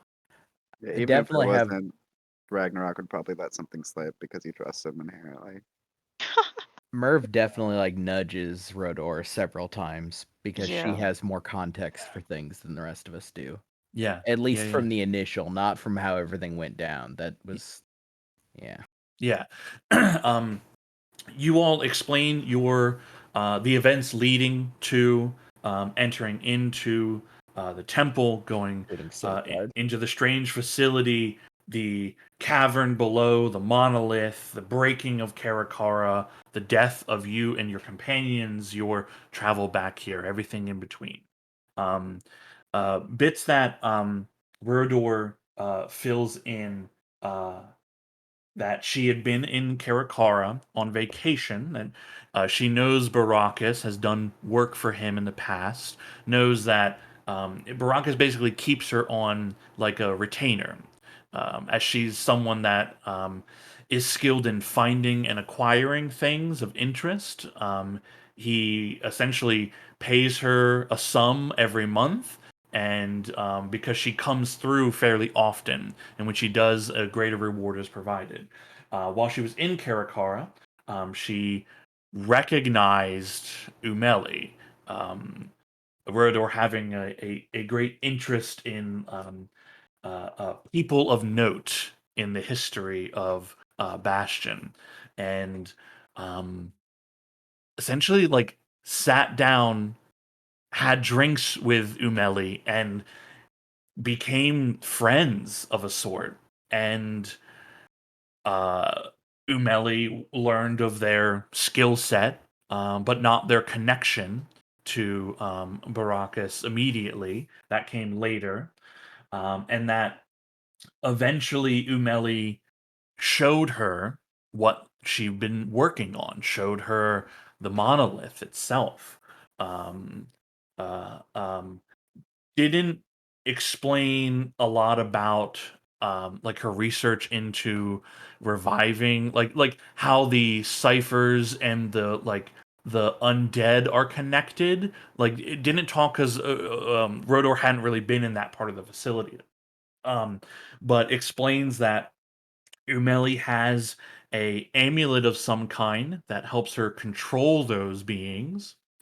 Um, and the reason that Baracus had a hard time finding Umeli is that she also carries another amulet that protects her from prying eyes. Baracus kind of nods and feels that makes sense. I've been searching for her for years, and I can't ever find her. I've only heard, like, followed rumors of her. Um,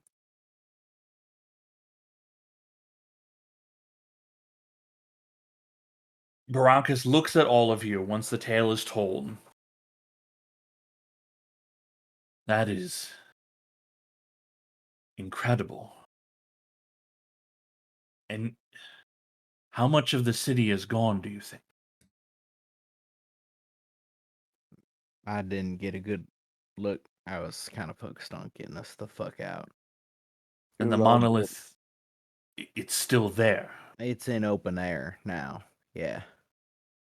God's help us. It rose up from below, dropped the whole, or probably looking like most of the lake into the cavern.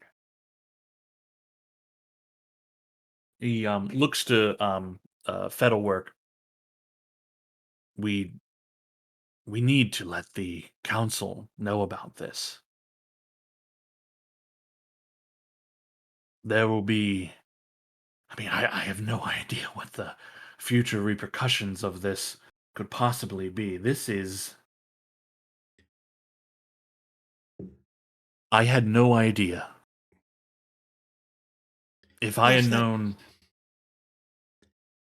That's all well and good, and we're all terribly upset and concerned, and would certainly like for you to inform your council about whatever ongoing problems this might cause.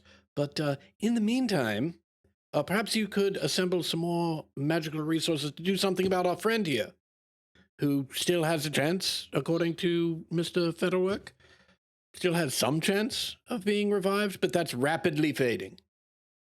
And as quickly as we can, there should be some form of organization for relief efforts for the people of Karakar that did survive. Of course. No, you're right. You're right. The council will determine what to do in terms of refugees and relief and that sort of thing. But you're right. Your friend here, Master Featherwork. Anything? He looks up from his tomes. It's not. I found no answers here. I fear that we need better eyes. We need someone who can see this enchantment for what it is. You know who I mean. You see Baracus look at him. That is a very bad idea. No, that is too dangerous. Shadowwork says, he doesn't have the time, my boy. And you owe these people.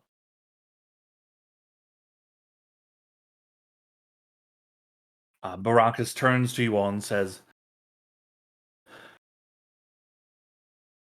okay.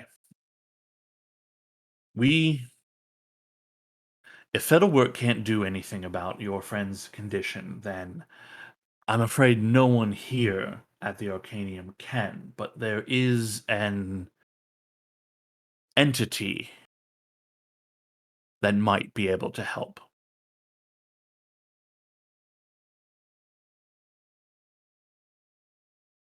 Go on.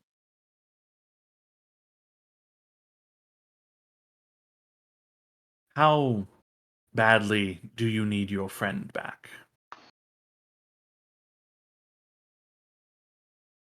We did everything that it took to bring these two back. And I'll gesture to the two. I'm not planning on selling him short. Yeah, is this like a rhetorical question or what?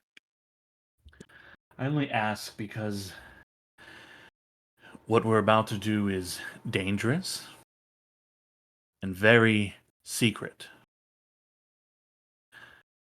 This is not something known to the greater public. This is one of the many dark secrets of the Arcanium, and I will not wish to see it repeated outside of this place. So if we choose to move forward, I will need your assurances that you will not speak of it. Scout's honor. He looks at all of you to confirm. You have my word. And Cal starts taking off his clothes. I look, suit yourself, friend, but I don't believe there'll be any need for that unless you choose. Oh, not that kind of. My apologies. Sorry. Misunderstanding. All right, let's gather ourselves, bring the body, bring the wolf. I will pick up the body. You see, Featherwork says, I'll continue seeing if there is anything else to be done from here. Be careful. And Baracus leads you out of the research and reclamation laboratory and takes you, grabs one of the torches off the wall and begins taking you deeper and deeper beneath the Arcanium. The feeling of being in a subterranean dungeon is very apt at this point. After about 15 minutes of winding halls and spiral stairways, you find yourself, standing in front of a set of doors. He alights the torch sconces on one side and sets the torch in the other. The door itself, you can see there are the doors are made of iron, and there are like two crisscrossing chains that go from like diagonally from one corner to the other on it. And etched into the iron are glowing runes of protection. Baracus stands before the door. You can see he's steadying his breathing.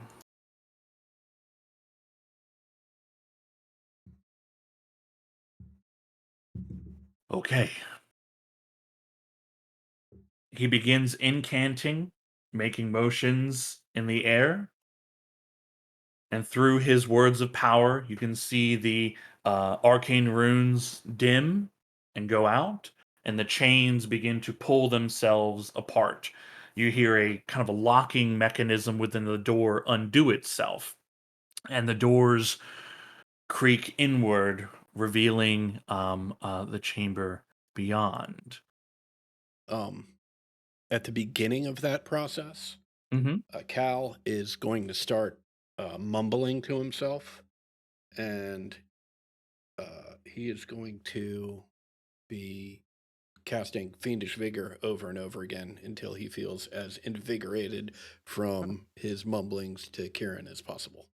Okay, very good. You can feel the life energy suffusing and protecting you.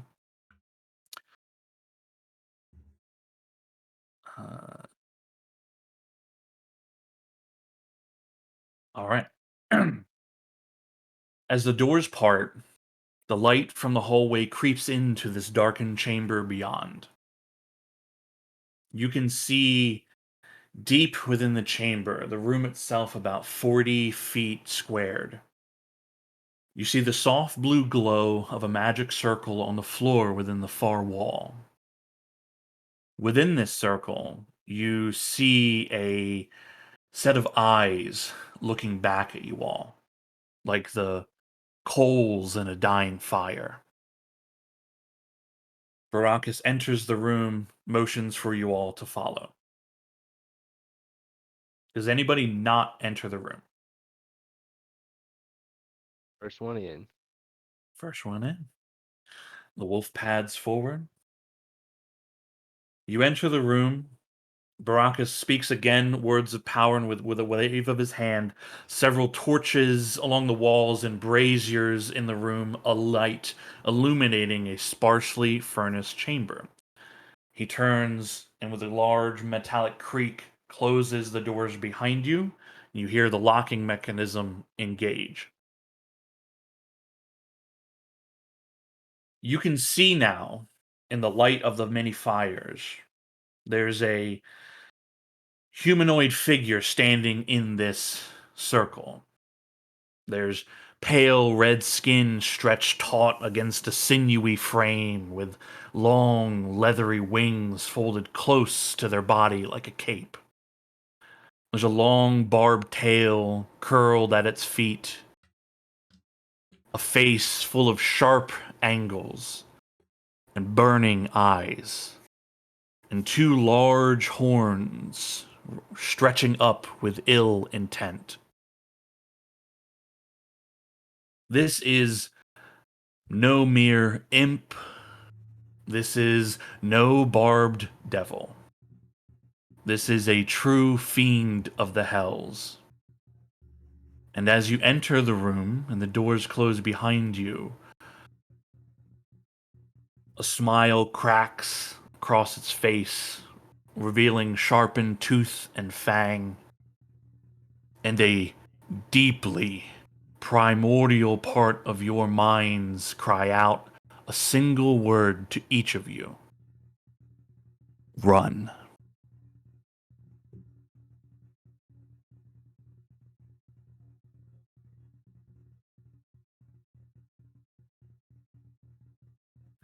We're gonna take a little break. Ooh, gang. Okay. We're gonna take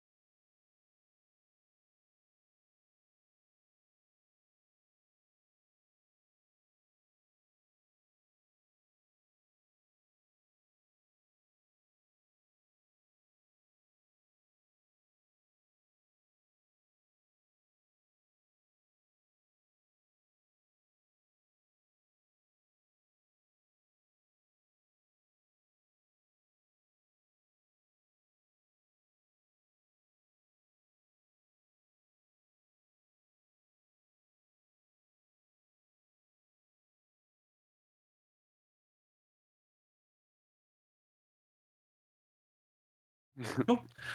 Cool. Excellent. All right. You are standing within the chamber with a devil of the nine hells. They stand within a 10-foot diameter magic circle on the ground on the far wall. um, it stands in the center of this circle, looking over all of you. It itself is 11 feet tall.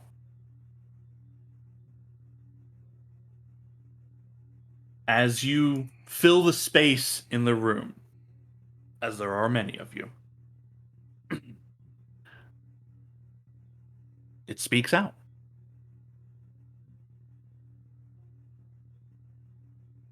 Borakis. It's been so long since you stood outside that door, mustering your courage.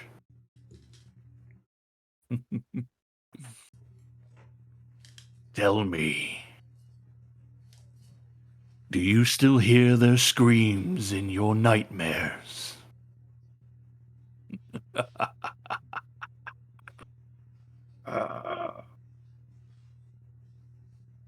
You can see Barakis's stance tense, his hands clenching. You can feel arcane energy like welling around him as he is attempting to stay calm in this moment.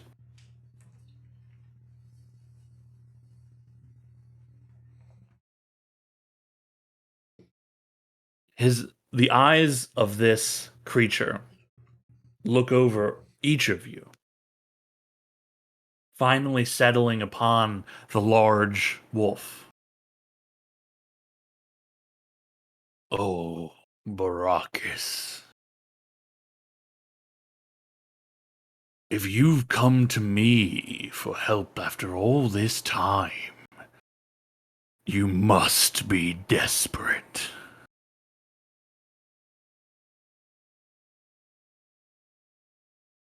Barakis turns to you all and says, "This here is Calvaxis the Rotten, sublord of filth. And he is imprisoned beneath this place for all time.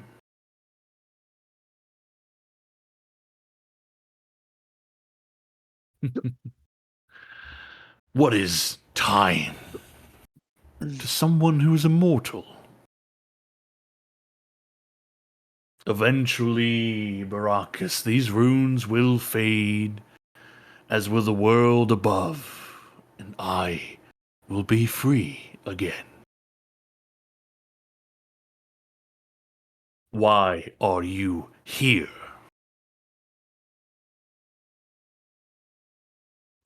Barakis turns to you all and nods to, "You must explain what you need."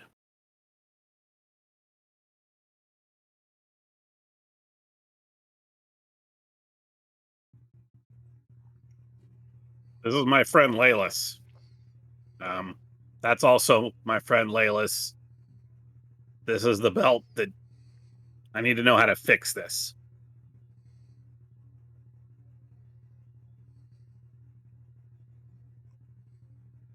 Bring them closer,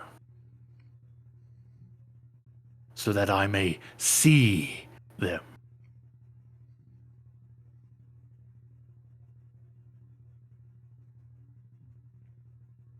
I will do so. The body, the belt, the wolf. Pitter patter my way up there. You see the devil Calvaxis steps up to the edge of this circle, his eyes burning a light. He looks upon the wolf, the body, the belt.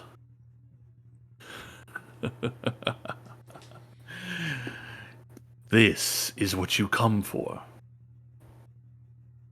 This is the great problem. Oh, it is ancient magic indeed, old and gnarled and twisted.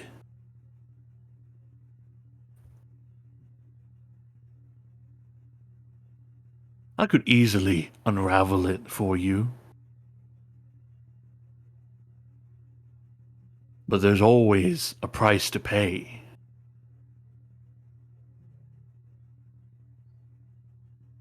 What are you willing to give?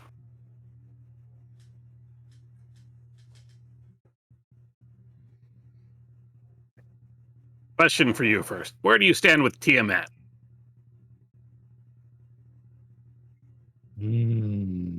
Powerful, that one. Mm-hmm. Yeah, and this one, I will very gingerly set the body down. This one's one of hers, so With my paw, I uncover the mark on his arm.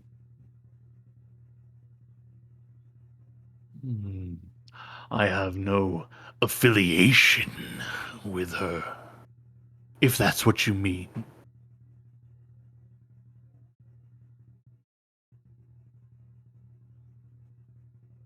Well, imagine what favors she might be willing to grant you if you assist in bringing one of her chosen back.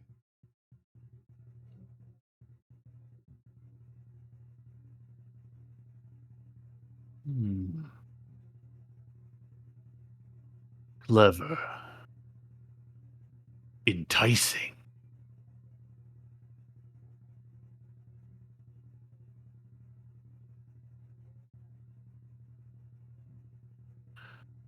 He is one of hers. I can smell it on him.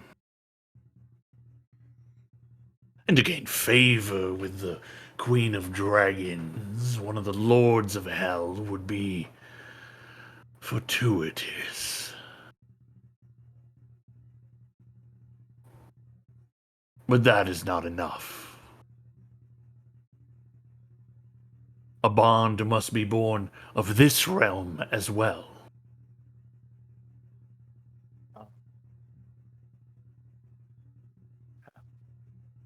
I have no idea what that means. I require something from each of you.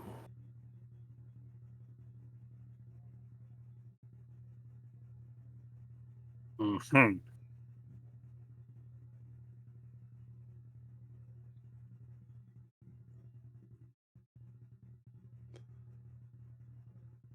Now, seeing that normally we would exchange souls for this sort of endeavor, however, several of you have already given those to others.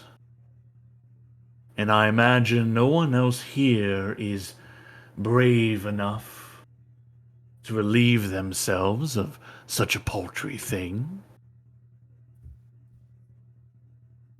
I'm sorry, did you say several?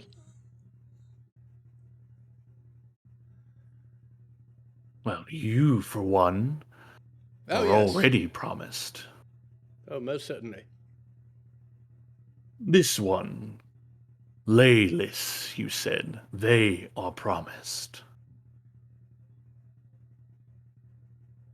He sniffs the air a few times.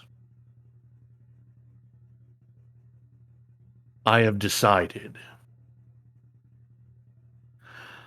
I can restore your friend. Completely. They will be themselves as they were. In exchange, I wish a draught of blood from each of you. You see, in this place, I've no need for food, but that does not mean I don't desire sustenance.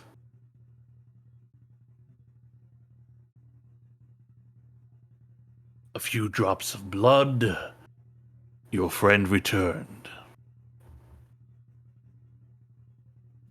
And with those drops of blood, you're doing what? Just eating them? Yes. It's only used for sustenance.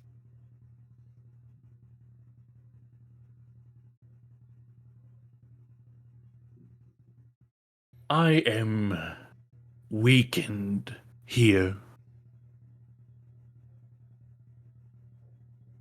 It will strengthen my resolve to weather the next few thousand years of imprisonment. Baracus, what can he do with our blood? I have no idea. Can I use Hunter's Bane to make a check? My god, you can. Holy shit. I also have, I think I would like to know two things. One of them would be, what could this guy do with blood? And the other one would be, I know why he's asking this question, but I wonder if it would be the case, should I give him any of mine, as potentially as heavy as a reward that might feel to him, if that would actually be tremendously bad for him if he were to have that and put it inside of him. Yeah. Go ahead and roll. All right. What would you like me to roll? Arcana? What does the feature say? Like I just anything? any intelligence or wisdom based mostly intelligence based checks I just have advantage on pertaining to the outer plane creatures. You tell me what skill you want to use. I feel like it's Arcana. Sure.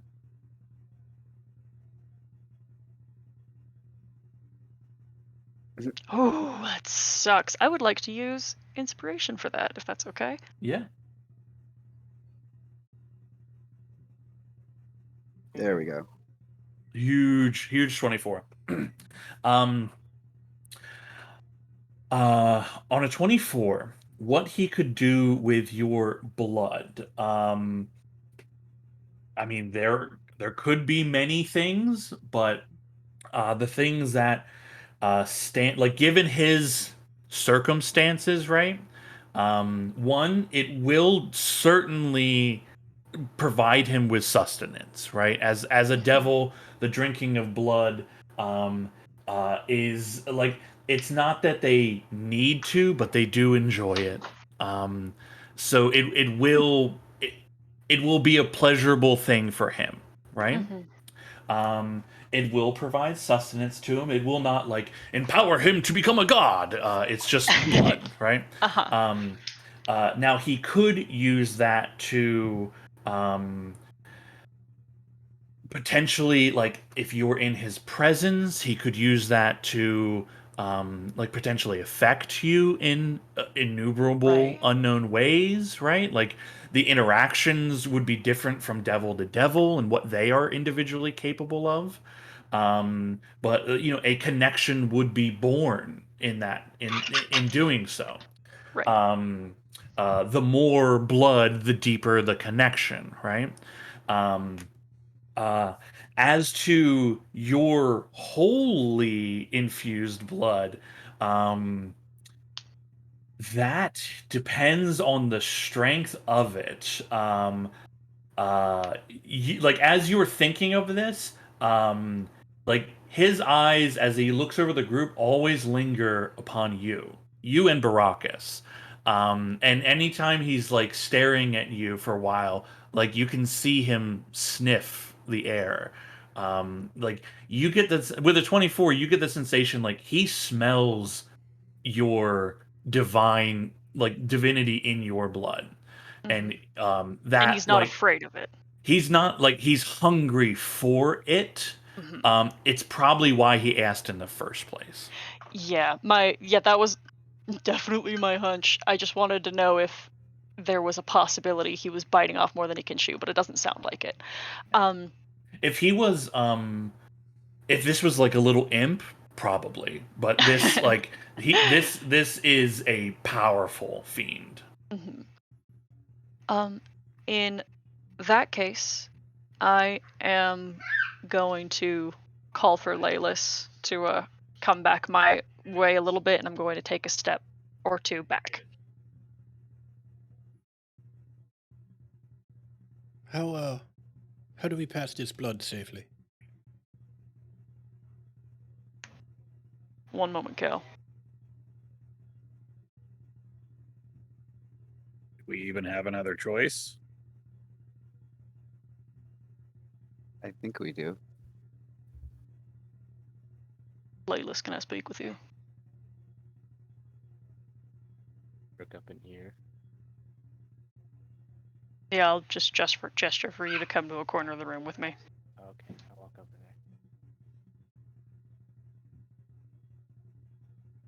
there. I cannot give him what he is asking. And that means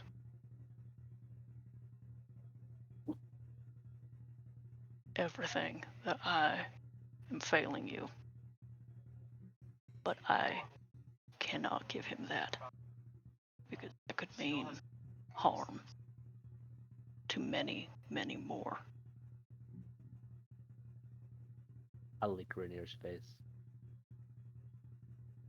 Smile, then I rub your head. I'm sorry. I walk back over to my body. Well, I pitter-patter my way to my body. And I like sit and I stare at, what is his name again? What did you call him? The devil? Yeah, the big bad guy. Yeah, this is Calvoxus the Rotten. I just stare at him with just, I would assume I have like yellow eyes. And, I take like a paw and I point at myself and then at the dead body. And then I point at the devil dude.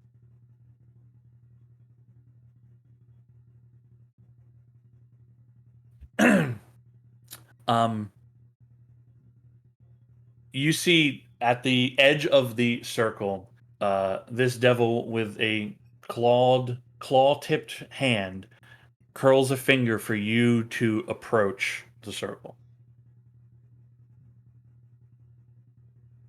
What I do, I take like I take one of my nails and poke it in like the arm to get blood on it, and like three-legged hop up there.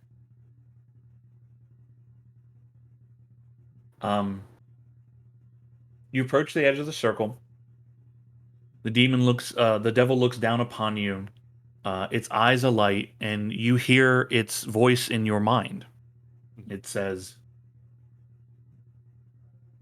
"What do you wish for, young elf?"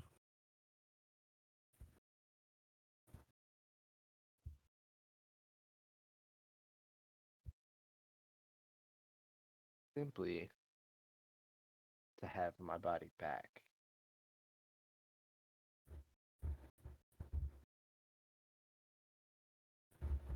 How we go about that may need to be renegotiated.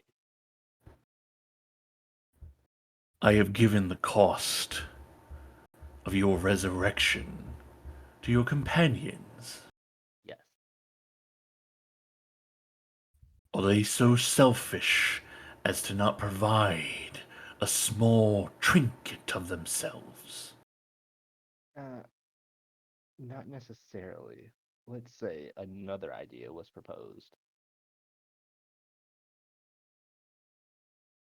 Such as?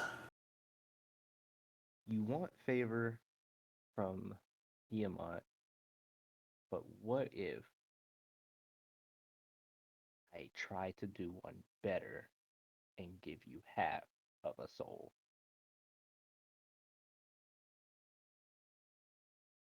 Half a soul. Whose? The one that Tiamat owns, myself.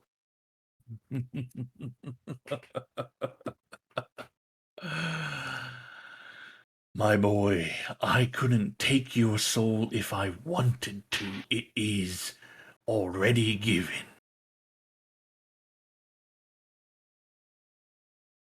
You not got it.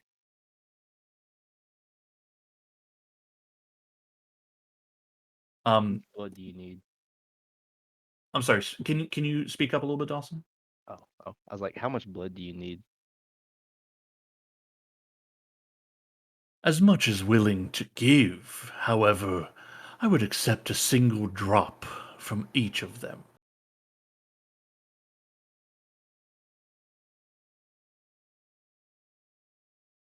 Got it.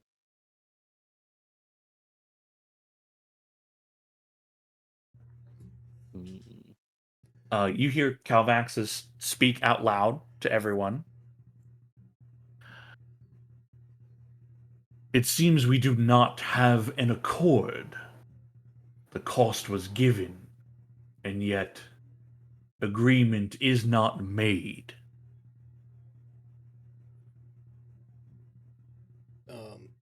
Cal pulls out a dagger and pokes his hand. It's like, Cal.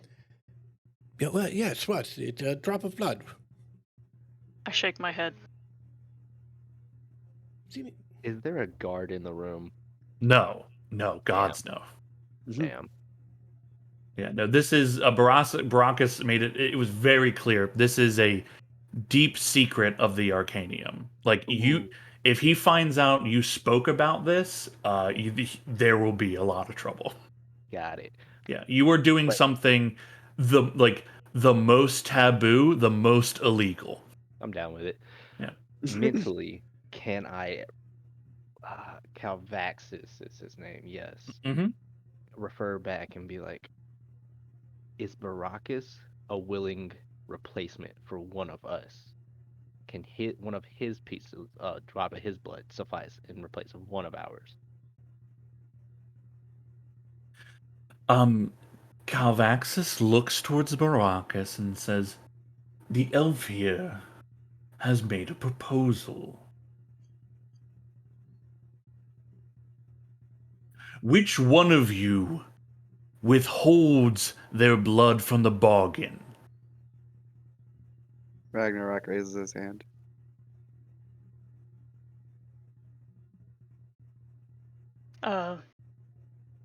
I just make eye contact with him.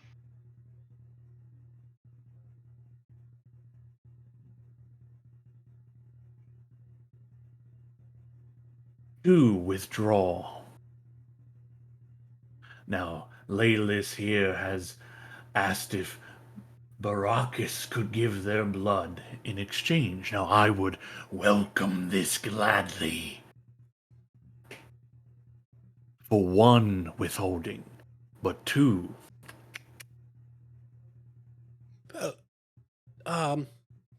Okay, look, it's not ideal, I understand, but how about you'll get Baraxis's blood, you'll get our blood, of course, and you, in return for the one additional source of blood, how about if I give you this wood spoon?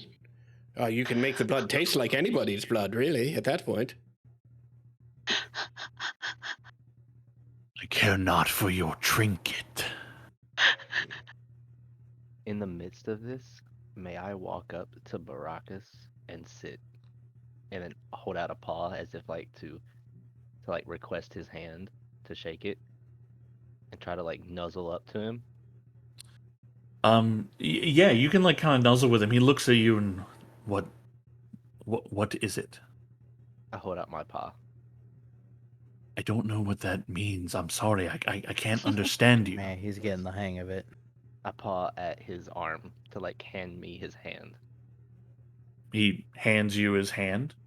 The second my hand makes contact with his, I extend two of my claws. Are you intentionally drawing blood? Or are you just demonstrating to him? Demonstrating. Okay. He sees that and says, "I will give." Cool. Cool.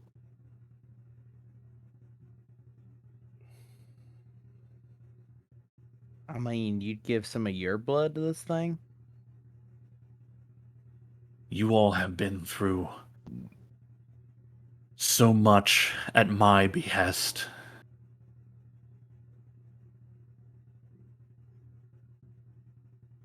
If there's something I can do to help your friend,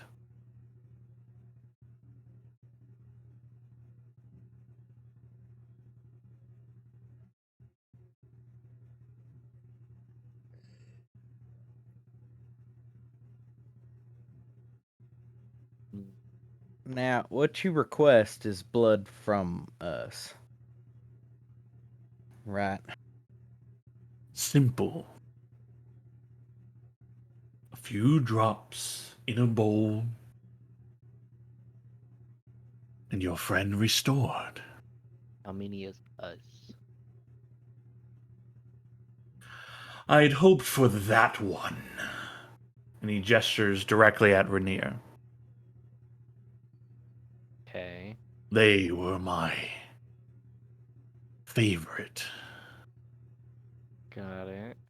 You got a preference for source or Total just some number. blood we got? I don't care where it draws from, just that it is given. However, who removed themselves from the bargain, only one has been replaced. One of you two must consent. Your friend does not have time. I'm sorry, but Ember. Genevieve spent her life fighting things like this. She would never allow a bargain like this. I can't. In her memory, I can't give my blood. And your friend will remain a wolf until they die, and then their soul will be bound to Tiamat in the hells for all eternity. And I assure you, a dire wolf is not as long-lived as an elf. Question. Sidebar. How many drops? I know one from each, but how many people total? 6 in the room, Rodor and Baracus, right? So that's 8 people altogether. He'll accept Baracus's blood in exchange for like one of the two, right? But like he's in, like anyone's in the room, like he's asking, right? Okay. Got it. That means 7.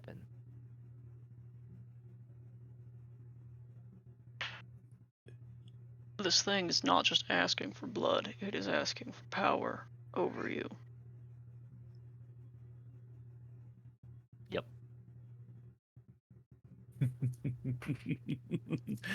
If I wanted true power over you, I'd ask for your souls. But I knew the moment you walked in here, none of you were brave enough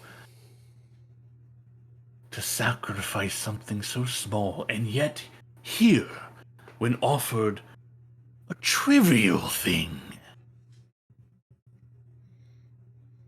sometimes mortals disappoint. But this is the price. Should you choose not to pay it, you doom your friend. Ooh. One If more. it was trivial, you would not have asked for it. So true. You got I a hand to ask- play here, and that's the hand you played. I Fair ask enough. a small favor because you offer favor with Tiamat, which could be interesting. Apart from Ooh. blood, what else is it that you can take? A soul is fine. That's hard to quantify. What would you give? Not really sure there, because I don't know what you can. Course you do. We don't bargain in material. We bargain in value. What you yourself covet. What you love, hold dearest.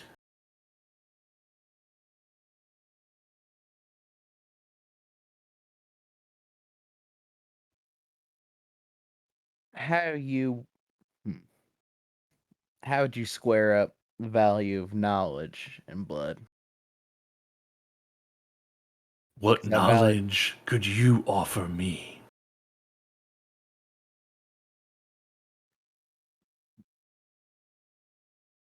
I I know just about. give you more blood. I know you want 8 Yes, how people. much? We're looking at How much? 7, but I'll give enough for 2. Hell, I'll How give much enough blood for do you 3. want? Yeah, absolutely. At that, I'll just slice my hand open. You can see his tongue runs across his teeth and lips just at like the sight of the blood dripping out of your hand.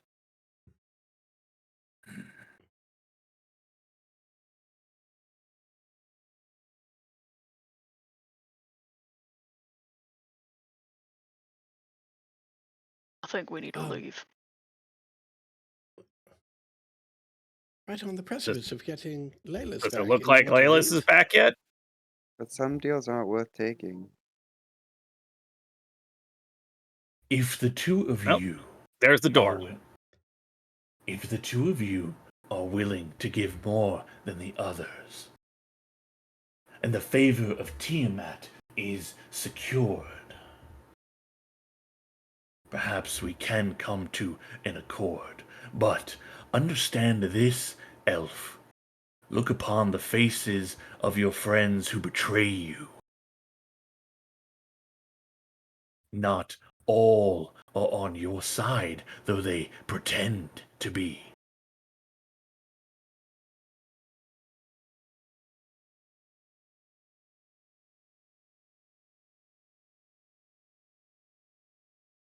I just stare at him.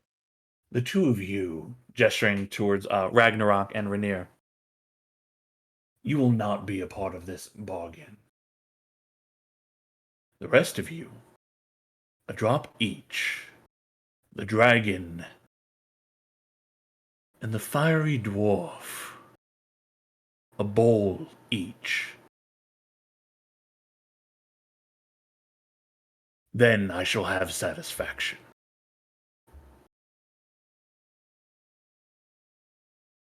I would like to match Cal and Ember in offering. Very well, young elf.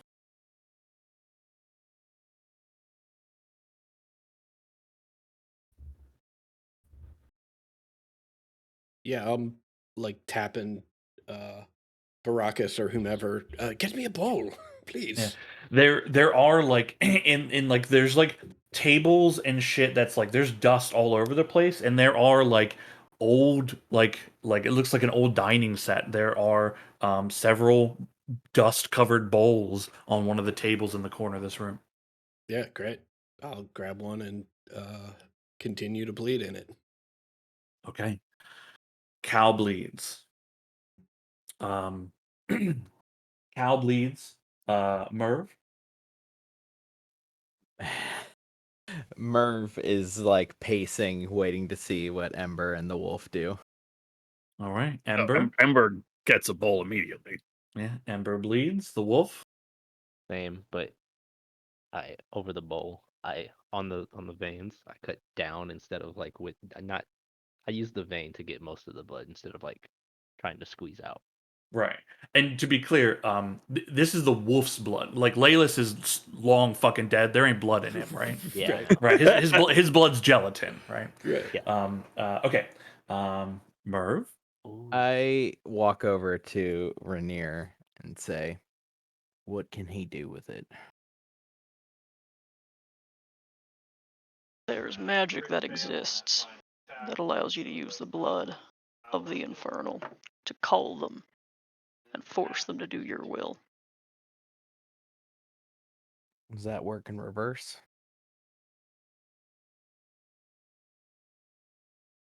We'd only know if we see it. Do whatever the fuck he is give their word? Or are they liars by trade? They're deceivers. He's taking something that you think you can afford to lose.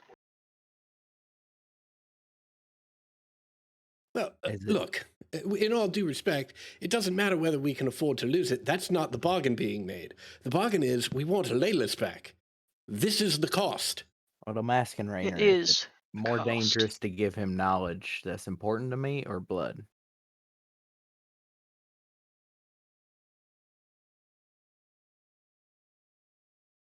If you give him blood, then it might come back to bite you in the ass. If you give him knowledge, you won't get it back. And he'll take it to spite you, not because he wants it.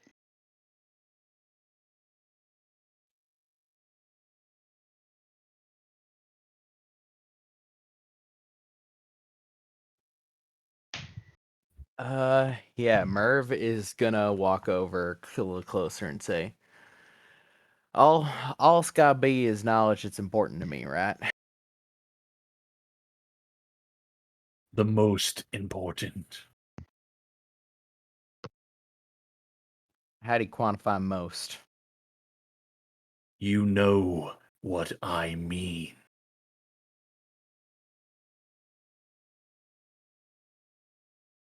Your gift of knowledge be accepted. Your friend is right, I will take it. Or you can give your blood and keep your secrets. I'm gonna roll something real quick.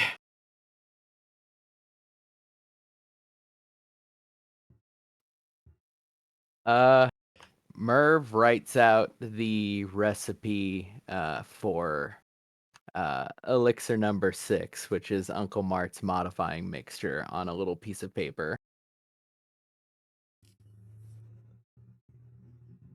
And holds it up.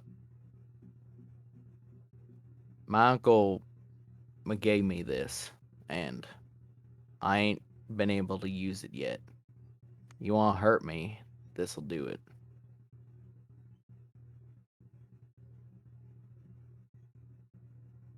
You're offering deep knowledge. You understand this.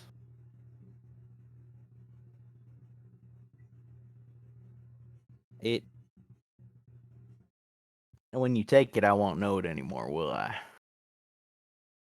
I? His eyes just burn at you.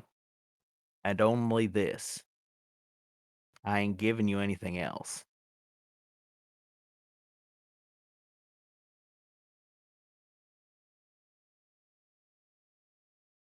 Place it in the bowl. Yeah, Merv looks incredibly fucking pained as he folds it in the bowl, and as he's doing it, he turns around and goes, I hope you're right.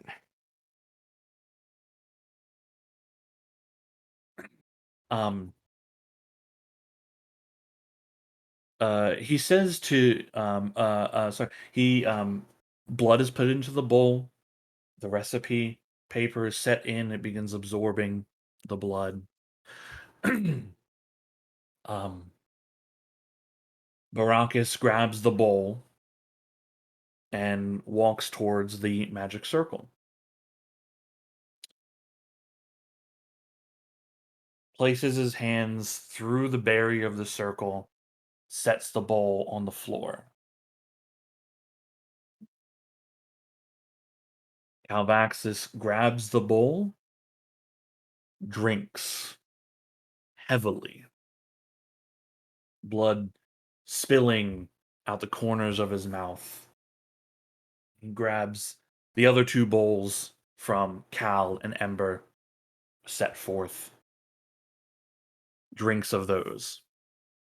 You can see beneath his skin, the veins tighten. They flow like fiery magma. And the pale red becomes darker.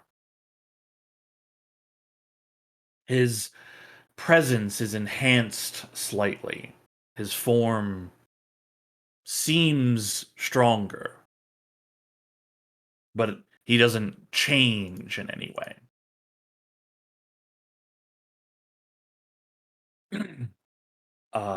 After he drinks his fill, the bowl's clattering to the ground, he turns and looks at you, Cal, and gestures for you to approach. I do. His eyes alight. You feel the presence of him in your mind, and he imparts upon you an infernal ritual to be drawn in the floor here. What runes need to be placed where and how, and that the wolf and Laylis's body are to be placed into the center of it, and the wolf to be sacrificed. Okay. As soon as Cal has that information, he will describe it to everyone in the room and say, "This is what he has said must be done."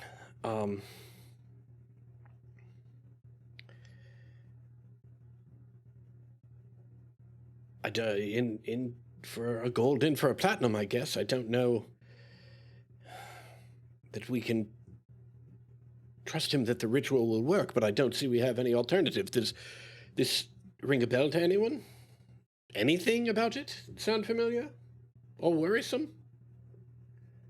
Besides the fact that it was just spoken into my mind from a devil?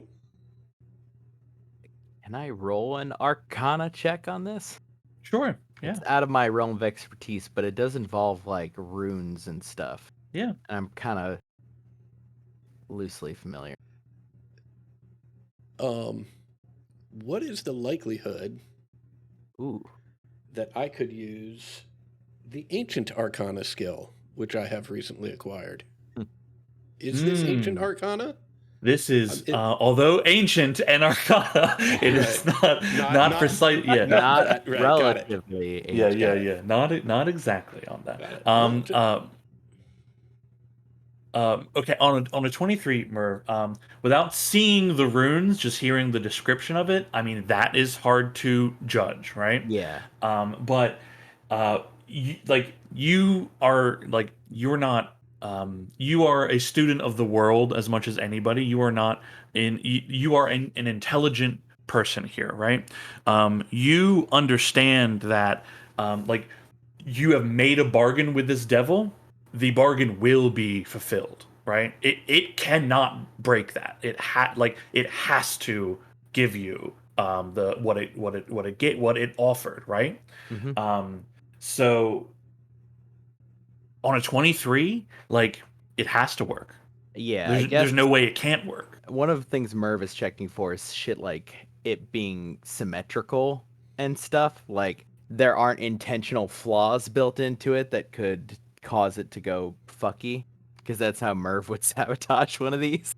Right, Give you the recipe slightly wrong, like make it look just right, but Yeah, that little bit there is a little off. Yeah, Calvaxus the Rotten, as the bargain has been struck, is incapable of providing false information. Okay. I mean, yeah, Merv is like tracing it, muttering to himself. After a bit, he just nods, says, "Yep, should be good." Great. Cal immediately is going to start doing whatever he can to assemble the parts and pieces and. Cool. Baracus has like arcane chalk and whatnot with him. Collectively, you are all able to draw out this intricate runic diagram that's like 20 feet in diameter in this room, with large infernal sigils spiraling throughout it. It takes like an hour to like get this right. And like you are feverish in your endeavor, Cal, because you can feel the knowledge is temporary, right? And as you finish it, you feel the knowledge of it slipping away, and you know the last thing you have to do is Laylis's body's placed in, and the wolf has to be sacrificed. Well, fucking help me, please. We need the corpse. Laylis, I'm sorry we've got to do this, but Small hurt. this is going to be wait. bad. Oh, Ragnarok okay. pulls out his great axe. Right. Close your eyes. Oh, we're all in the circle now. If you want to be resurrected, yes. Yes. Okay, so the second that the wolf and everybody else is like in position, I, as the wolf, just take the claws and just straight rip the throat. Ragnar, go ahead and bring that axe down. This is going to take a second. I'll make this quick. Yeah, this is Right, we got a real It's a- seppuku situation going. yeah, on. that ain't as quick Yeah. as he thinks it is. Ragnarok will take it right down into his neck. All right. The wolf, the dire wolf, in the way that they will gnaw a leg when trapped, rips portions of their throat out with their great claws.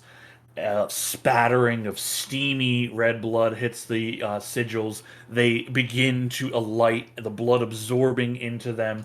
The great axe, a whisper, a shine in the dark, and the head is cleaved off the wolf, lands with a thud. The infernal runes in the edges of the circle ignite on fire. It is blinding in this room for a moment. And as the fires dim down, you see a hand pierce the stomach of the dire wolf, and then a second arm, and pulling themselves out from its stomach is Laylas, whole and complete, exactly as he was before before he died.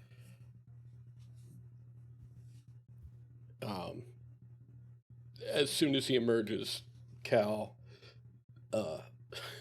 probably suppresses a gag, but then runs over and embraces him, puts both hands on his cheeks and sort of shakes him. It's good to have you back, Laylas. It's, oh God, I've got blood on you, and starts wiping it with his sleeve and is just now smearing blood.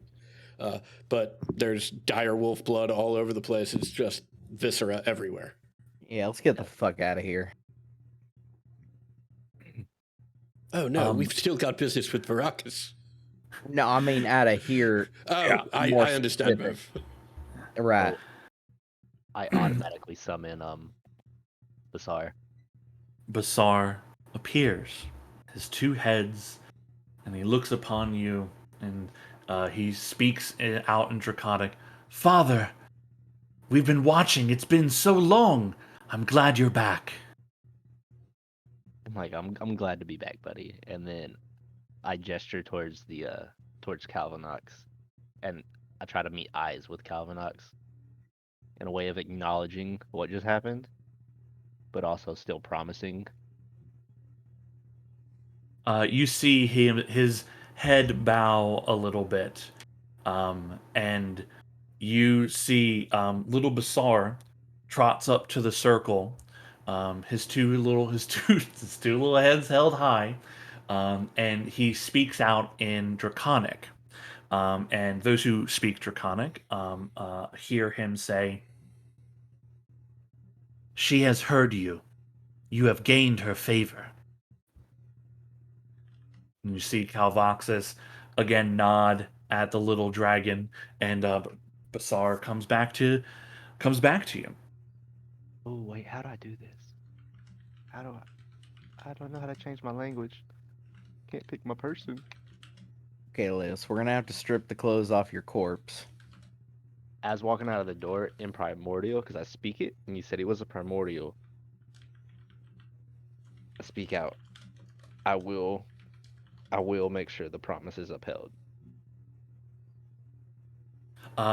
As you exit out of here, Baracus unlocking the doors, ushering everyone out. You just hear the laughter of this devil echoing in the chamber, and as the doors close behind you all, and Baracus resets the chains and protection sigils, the laughter dulls, but you can still hear it until you leave further down the hallway.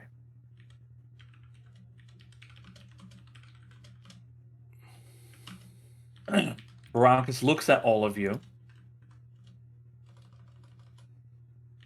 I'm so sorry that it came to. The last thing I ever wanted is for anyone else to ever interact with that fucking devil. I go into my pocket and I retrieve the the demon coin that I keep separate from all my other wealth. Take it out of this one. And I hand it to him. He looks at it, twirls it in the dim light of the torches. A rare find. Yeah, Could you be. can call us incredibly lucky.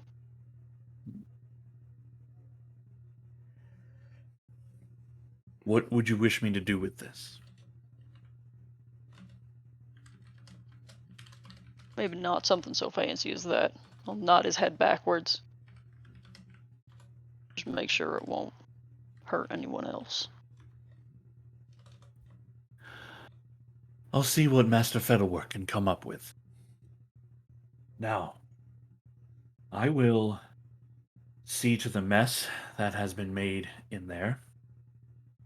I implore you, again, to not speak of this to anyone.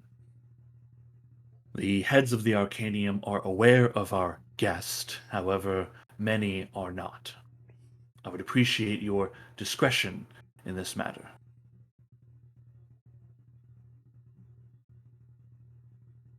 Come. Let's get you cleaned up and get a fucking drink. He leads you back up to the laboratory. There are there's like living quarters in here. So, Laylis, if you wish to like bathe yourself, clean yourself off of blood and all that kind of stuff, right? Change into clothing, all that is afforded to you. As you all enter in, you see Fettlework is actually in conversation with someone. Sitting at the table here, you see a very rare sight. You see a member of the Leonin race here, a lion folk. They're sitting at the table with Fettlework, and Fettlework turns to see all of you. Good, you've all made it back, and I see our wolf is gone now. That's very, very good. This here is one of our new hires. Please, this is Korea's Solar Roar. Did I pronounce that correctly? Yes, yes, you did. Yes, it is Kriya's Solar Roar. Yes. And we see a strong, proud Leonin in the chamber here. Baracus finds bits of a couple bottles of wine, pours out glasses to those that wish to partake, kind of leans against one of the racks of crap in this room, and says, is everyone okay? I know we've been through a lot recently, or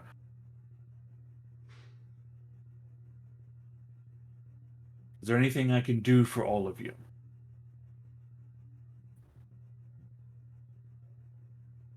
Actually, there is something I could maybe make some use of. You might be able to help me with. I need to get in touch with some folks around town. Need to work on some small matters. Can't you Speaking tell us of what the rest of that is? I'm paying off your resurrections for one, and two, I'm hopefully keeping something incredibly dangerous out of the hands of someone who wants it very selfishly. I can give you more details if you're interested. I'm interested. Sounds fun. Okay, circling back around, could we get like fucking paid for the fucking nightmare we all just went through at your behest? And then also, can you tell us like what we're gonna do next about fucking killing Umeli? Indeed. Payment. Yes. Yes. Magic items is fucking fine. Weapons is good. Like money's fine, but Well, we had agreed upon a certain sum, but I see that given the circumstances and events that have transpired, perhaps a little bonus wouldn't be out of out of words. Okay. You see, he makes a gesture, reaches into space, and pulls out a chest like he had before. Reaches and rummages about this chest and pulls out a very large sack of coins. Um, Sets it on the table in front of all of you and says, "Well, we had originally agreed upon 300 gold per person, half of which paid up front. However, given again the circumstances, a bonus is certainly in order. You'll find a total of 500 gold per person within this satchel." Very much appreciated. that'll work nicely. Thank you. The least I could do. Now, it seems you have business here in town. Um, when you're able, after I. There's a lot that needs to happen. I need to brief the council. That will take some time. But if you are. I feel I will find myself in need of your services, your expertise. If everything you've said is true, then I fear a great change upon our world, and we'll need people like you, those with knowledge. That's actually why I brought Krios here. He's spoken of strange dreams of seeing the monolith. He may be useful to your endeavors. Now, as to what future needs I'll have of you, that I don't know as of yet. But if you do need help throughout the city, I am at your disposal, myself and Fedelwork. In terms of Umeli, that is altogether more complicated. We cannot find her through divination. We do not know where she is, what she's planning, what she will do next. Well, you might be in luck then, because there is a significant chance that the thing that I'm looking for that might be in Bastion might be some form of lead that might be able to help. Perhaps. Well, Rodor, this is your off ramp if you want it. Wait, hold on. Help with what?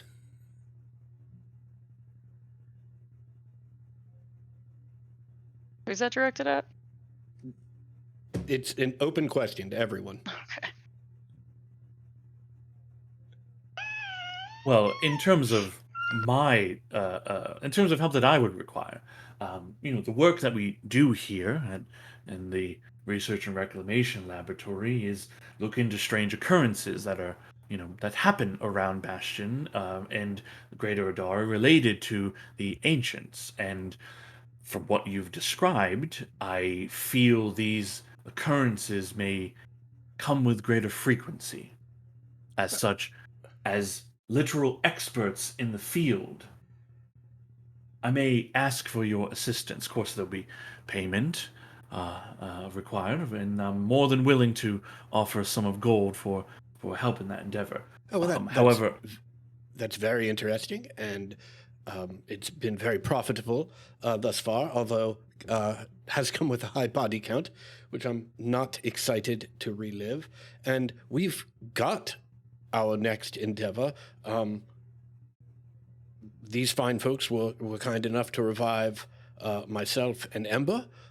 We have successfully brought back Laylis. We now need to check on the remaining members of our little band. We need to get back to Karakara and check on Tom. That is what we're doing, right? That is something I intend to do the best that we can. However, it's several days travel out there, and there are things that we can do here that will do immediate service, including talking to people within the Arcanium to offer aid to people out there. I mean, I wasn't suggesting we leave this moment, but there was talk about Umeli. What business do we have with Umeli at this point? Killing her. Umeli opened the world to creatures in outer planes. Things that came to us to let us know that they knew what happened and that they were the first of many to be coming. And if we want any part of this world to continue to exist as it is and not end up like Karakara, then we need to find her, and we need to prevent her from doing so. Well, she Is needs that to be going to found. stop everything from coming? That seems. She ain't Do done. the things that we can to the best of our ability. And She the things ain't that we done. can do is find her. She told me she ain't done. She's gonna go study it. She's gonna try to master it. She ain't done.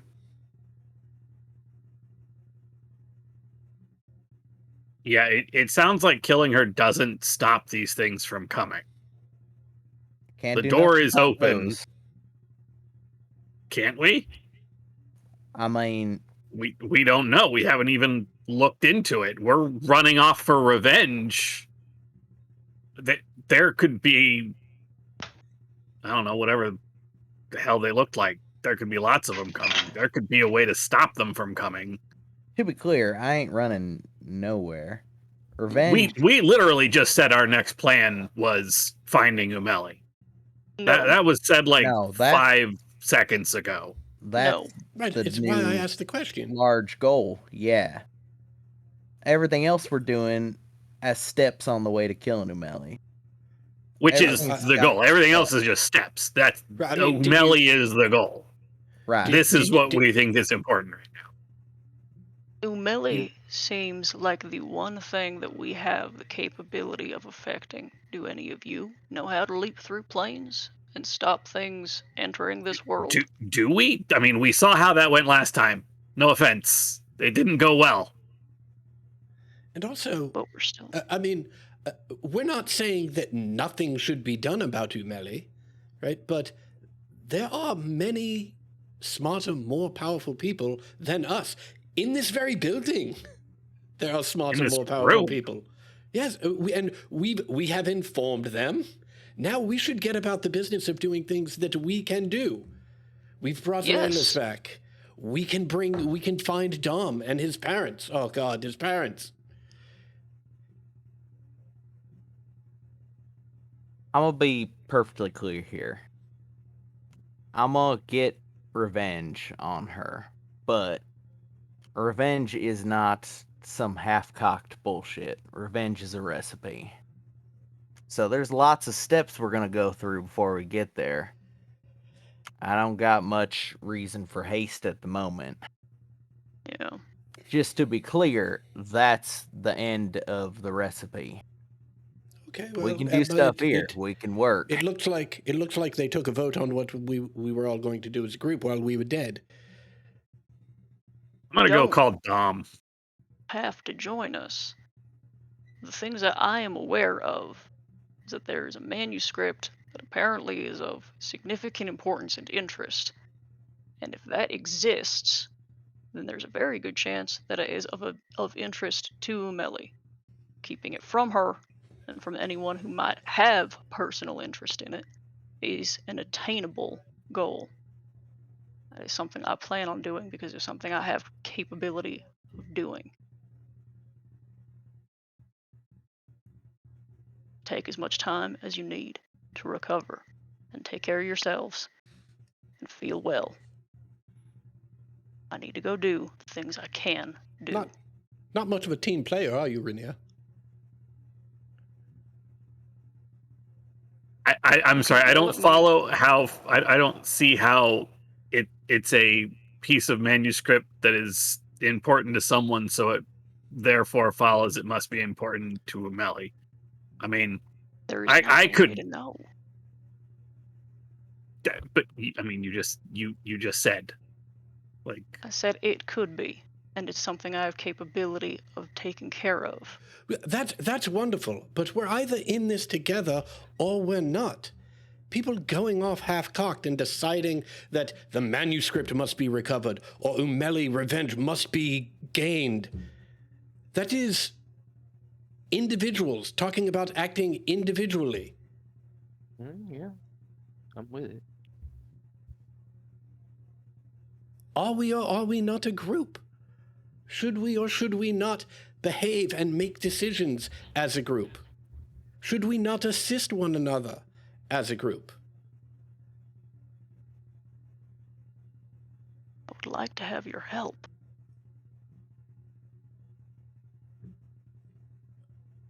Understood, but Layla speaks up and is like, "So, okay, look, everybody here's just all the way fucking confused. Let's just try it the simple way. What if everybody gets a room, gets cleaned up, we meet back here in like an hour or two, and then we just go get extra money for turning in the head of of of Drogar, and then we discuss what to do from there."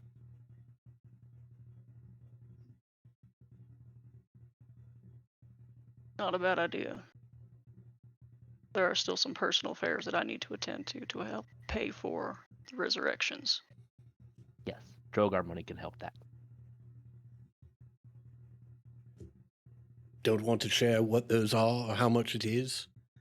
Or ask maybe with all the money we just received if maybe we should all pitch in for it?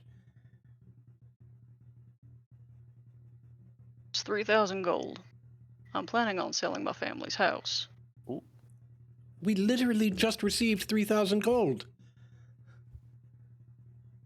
Kyle definitely received some money. It's something that we can talk about as a group, but I want to be able to help you the best that I can because I personally feel responsible for what has happened to you. Well, it's very sweet, but no, it's not. It's dumb. well, the two aren't mutually Oh, exclusive, Ember. It's did you blast me with magic? No. Did you make me put on armor and go stand in a bunch of people and get beat on? No. Did you laser blast me like 7-8 million fucking times? No. Our choices are our own. Umeli killed me. I'm over it. Can the rest of you get over it? Quick I'm question. back. I'm back, baby. Quick question. High five, Umeli. What is the conversion What of did you Platt just to call me? gold? I got excited. Please, bear with me. It's been a long day. I'm a little faint from the blood loss. Cal, quick question, because I've been here listening. What is the Yes. conversion from Platt to gold? Oh, 1 platinum is 10 gold pieces. Got it. Okay. And you need yours. You have to pay off your debt. Got Well, it. no, the first thing we've got to do is pay back the church so that Rainier doesn't lose the family home. Yeah, I mean, we can do that. So I Yeah, still suggest we all go get cleaned up, think about our own individual things, and then come back as a group. And then one by one, we'd be like, hey, I'm going to do this. And then go to the next person and see what their plan is. Whoever agrees can run together, and whoever doesn't goes alone. And then we meet back up later tonight. I apologize for this concern that this has caused all of you. Given the physical ordeal you have been through, I wanted to make this as simple as possible and take care of it while you had a chance to recover. Physically. Not some experiment and endeavor in martyrdom. It was just trying to make things easy for all of you. I walk up to Rainier and shake his hand. I'm like, Rainier, you didn't kill anybody. We're chill. I'm back. Ember's back. Cal's back. We're all fine. Now, you want to help. Got it. Although what you've been saying about this church, they sound sketch as all shit. So, There before we is jump to paying them, right? Let's the reevaluate. We can pay them, yes. They didn't necessarily specify a time, from what I'm understanding. So we can hunt down what the manuscript is, have a little fun together as a group, go and like invade somebody's house if needed. Then we no, figure out what we'll it not is. be doing that. Okay, look. Hear me out, hear me out. We figure out what it is, Lelis, and you had a then wonderful idea initially that we should Go ahead. probably all take a moment, right? And so, what I recommend, we should take a moment. It's been a very long day. It's been a very long couple of days, right? The stress is starting to show. It's probably a good idea that we do a little team building, do something fun together so that we might bond. There's roll out a people got it. there's a lovely brothel just across the river. I would recommend that we go there. We're flush with coin. It will be a wonderful time. It will be very relaxing. There's excellent drink, excellent food, and if you're in the mood for something a little more recreational, all options are available. I've never been to a brothel. That sounds exciting. All of Yeah, this but does sound wonderful. I'll remind you that Flush with Coin is taking into consideration again the 3,000 gold that the Light Spire is expecting. but Oh, when no, are well, they that we'll put aside. We'll make sure not to spend that, but All mother put a right. little coin in my pocket. when are they expecting that? I fortunately, as much as I may talk to all of you, can be quite tight-lipped and be control over. So the good news is Wait, I'm sorry. I must have missed something while dead. What motherfucker are we talking about at this point? I assume oh, the church, dude. Hey, there was a douchebag at the church. the Yep.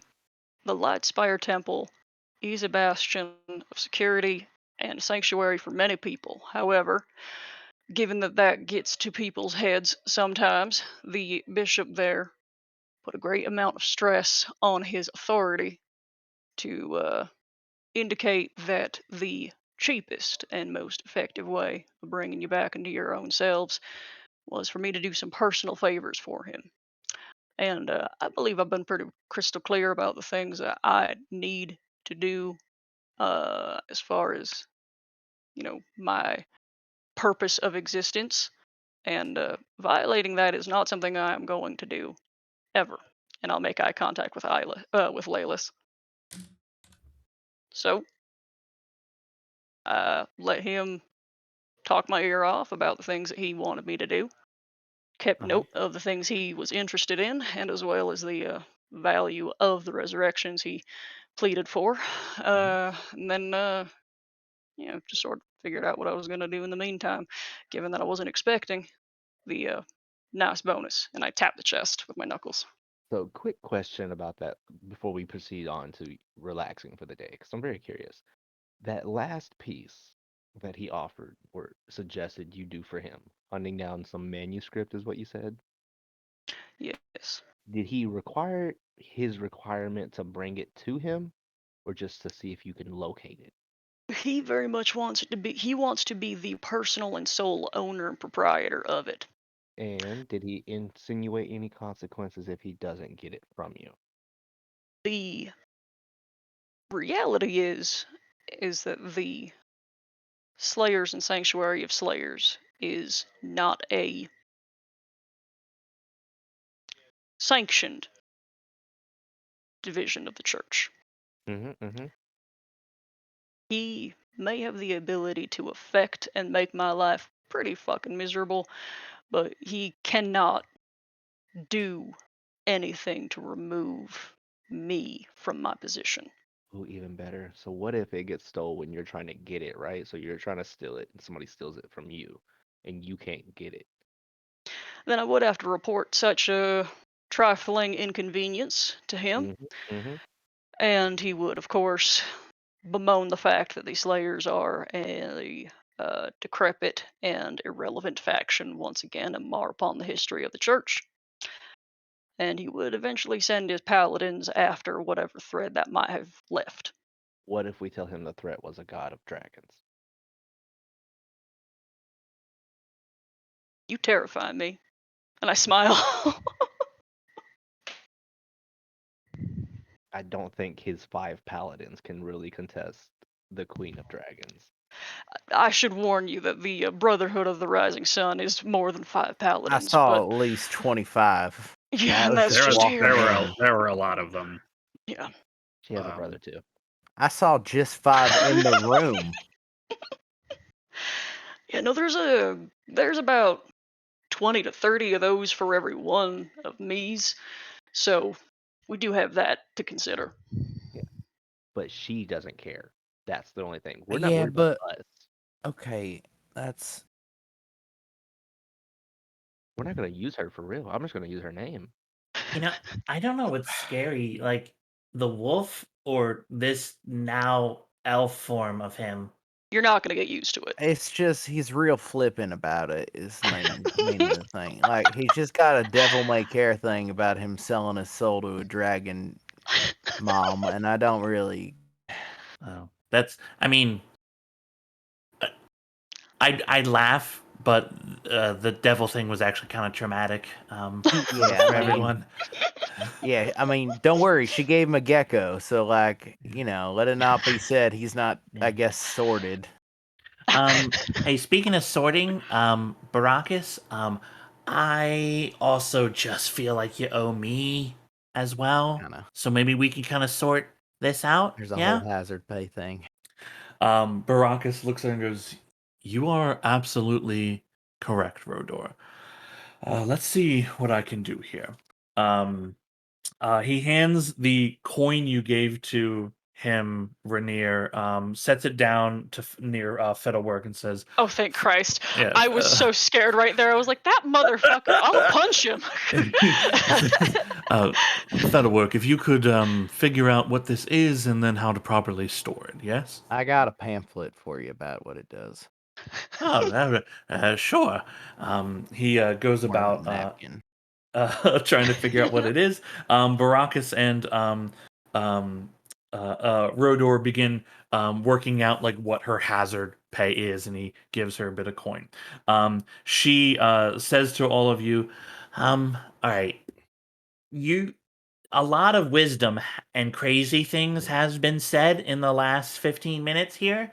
I think the smartest thing that was said was that to take time, figure out what it is that you all need to do, and then execute on it. But if you need my help, which I am, look, Umeli business, I'm about it, right? She's got it coming, and I'm gonna send a crossbow to her, right? But otherwise, I think I'm gonna take a break for a little bit. I mean, I've been underground for months, so um, I'm gonna go to my favorite tavern. I'm gonna get absolutely shit faced and find the hottest person in there. Then after that, if you need me, just let Baracus know. I got skills that are useful. We're Thank gonna have to you. work on your shield work if we take you long, but good to know. Yeah. Yeah, definitely. You all are very dangerous people. Just holds out a hand. I want my sling back. You can keep the crossbow. All right. You never respected it, let's be honest. She hands the sling back, and she actually sets the hand crossbow down and says, "I was just borrowing it. I mean, you keep it. You did better work with it than I ever did. I got equipment back in mine, but thanks for looking out for me." I'm All I'm of you. sorry. Back in your place in Karakara? No, I live here in Bastion. Understood. I was going to say, whatever you had wherever you were staying there might not be where you left it. This crossbow Yeah, has she some of your saw. blood on it still. You want me to clean that off, or is it more of a like souvenir if I leave it on? I guess you can do whatever you need. Usually I stay at the Gilded Mug over in Central Bastion, so if you're there, just ask for me. There ain't no like secret code or nothing. You know, like No, slip no. a guy a piece of paper. It says like a raven flies at noon. I mean, you could try that. Would it do anything? I don't know. Well, it's been nice trauma bonding with you. Hopefully we'll be seeing you again soon for fucking shit up, stealing something, or revenge. Yeah, I hope so. I hope to see you all again real soon. Right. Good luck with your ongoing compartmentalizing, because that's kind of where I'm at. I assume that's probably where you're at too. Yeah, working on it. Right. Hey, Ferret, show me out of here. His name's Minden. Minden. Little Ferret leads Rodor out.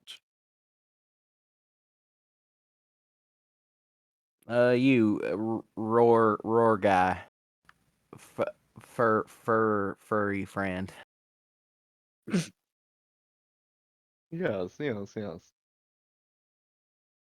Yes. Are you just gonna stay? Okay, you tell you what, you just stay here. We'll come back if we need you in your dreams. Got it. Yes. Okay. Well, Right. well, I'll about send that. About we'll that. send like a pigeon or something, just make Yes. sure we get to you. Yeah, I can take care of that. No. We'll send like a pigeon, and it'll definitely get here if we need you in your dreams. Yes. Baraka said, I was here now. I shall get a room and then meet you guys later. Good to meet you. Nice to meet you guys. Quick query. What else do you do besides dream? I am an expert battle master. I know everything about battles. Everything. Everything about the way you just said that feels like you don't know anything about those things. Trust me. I know a lot. I know a lot. So it's the emphasis you put on a lot that I gives feel me like it was the suspicion emphasis about on trust me that it. Yeah, but that was also You said you'll be staying here? Bastion, yes. Oh, but not in the Arcanium. I was confused. Seemed a bit weird. No, I don't feel exactly that I fit in with these people. Possibly go to an inn and then go get wasted later. Something or other. how much gold you got. Ah, you know, Odd question. being that you are a stranger, don't really know if I want to tell you. Yeah, you sound like He's you're got a trying to point. rob him, Merv. I'm Yeah. considering it. All right, maybe we should Okay. get going. On that, brothel. Please. I don't want to go to a brothel. Awful. No, it's a team building exercise. Come, Merv. It smells always weird. all right. So does your tent. Yeah, one's more controlled than the other. You hear Baraka speak up. If you all are heading into Bastion, if you could do me the favor of showing Krios around a little bit. He's from a village to the south. He hasn't been in the city very long. It would be nice to have some people who know the area to show him a good time. Yes? Will do. Wonderful. The more the merrier. Brothel. Barakas, before I go, I may need a little financial support. This is why I was asking, to be honest. Like, we were gonna get to where we were going. You'd be like, "Oh shucks, I left my wallet at home. I don't got my pouch. I don't got any gold." As This is you like how I seen, started I out. saw you pay them Yeah, but when we met you, However, Ragnarok, you just started fucking shit up like day one. Oh, fair. It kind of worked for me. Marcus, you paid them. They had a deal. Got it. You paid them. They had extraordinary circumstances. Since I shall be working with them, though, may I receive some form of payment up front to help cover the beginning costs? If I pay you, will you Mhm. leave? Oh, come on, give the guy like 10 gold for a dream. I mean, I could give him 10 gold. I'm just teasing you. Krios, here. And he tosses you a little bag of coin. And he goes, have a good time in the city. Yes? Yes, okay, thank you. And then I put it in my pocket Yeah. and proceed to walk out fastly. Mhm.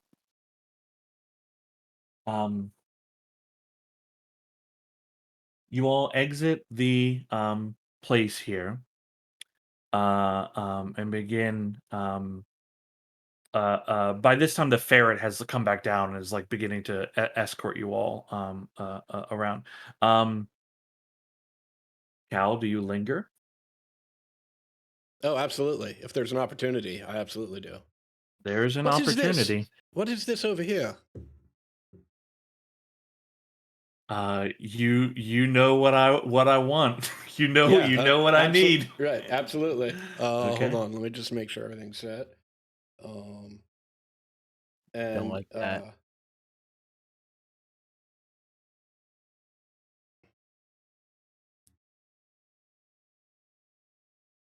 Okay, just a moment. right, and you understand why the roll's like that and what that means for the other one? You just have advantage, right? I do, but do you know why I have advantage? No. Look at no. look in the first message and you'll see. Okay. Yeah, I trust you. You know. You know what I Okay. mean? Well, it means the other roll needs to be made at disadvantage. I understand. I Gotcha. understand. What the fuck? Gotcha. I understand. Gambling at its finest. Okay. He just Okay. silvery barbs. He silvery barbs himself to give himself He advantage. did. Yeah. My response to you, Adam, is Mhm. okay. Got it. Understood. You you. all leave. Yeah. you all leave and head up out of the Arcanium. The little ferret Minden waves you well, and Aww.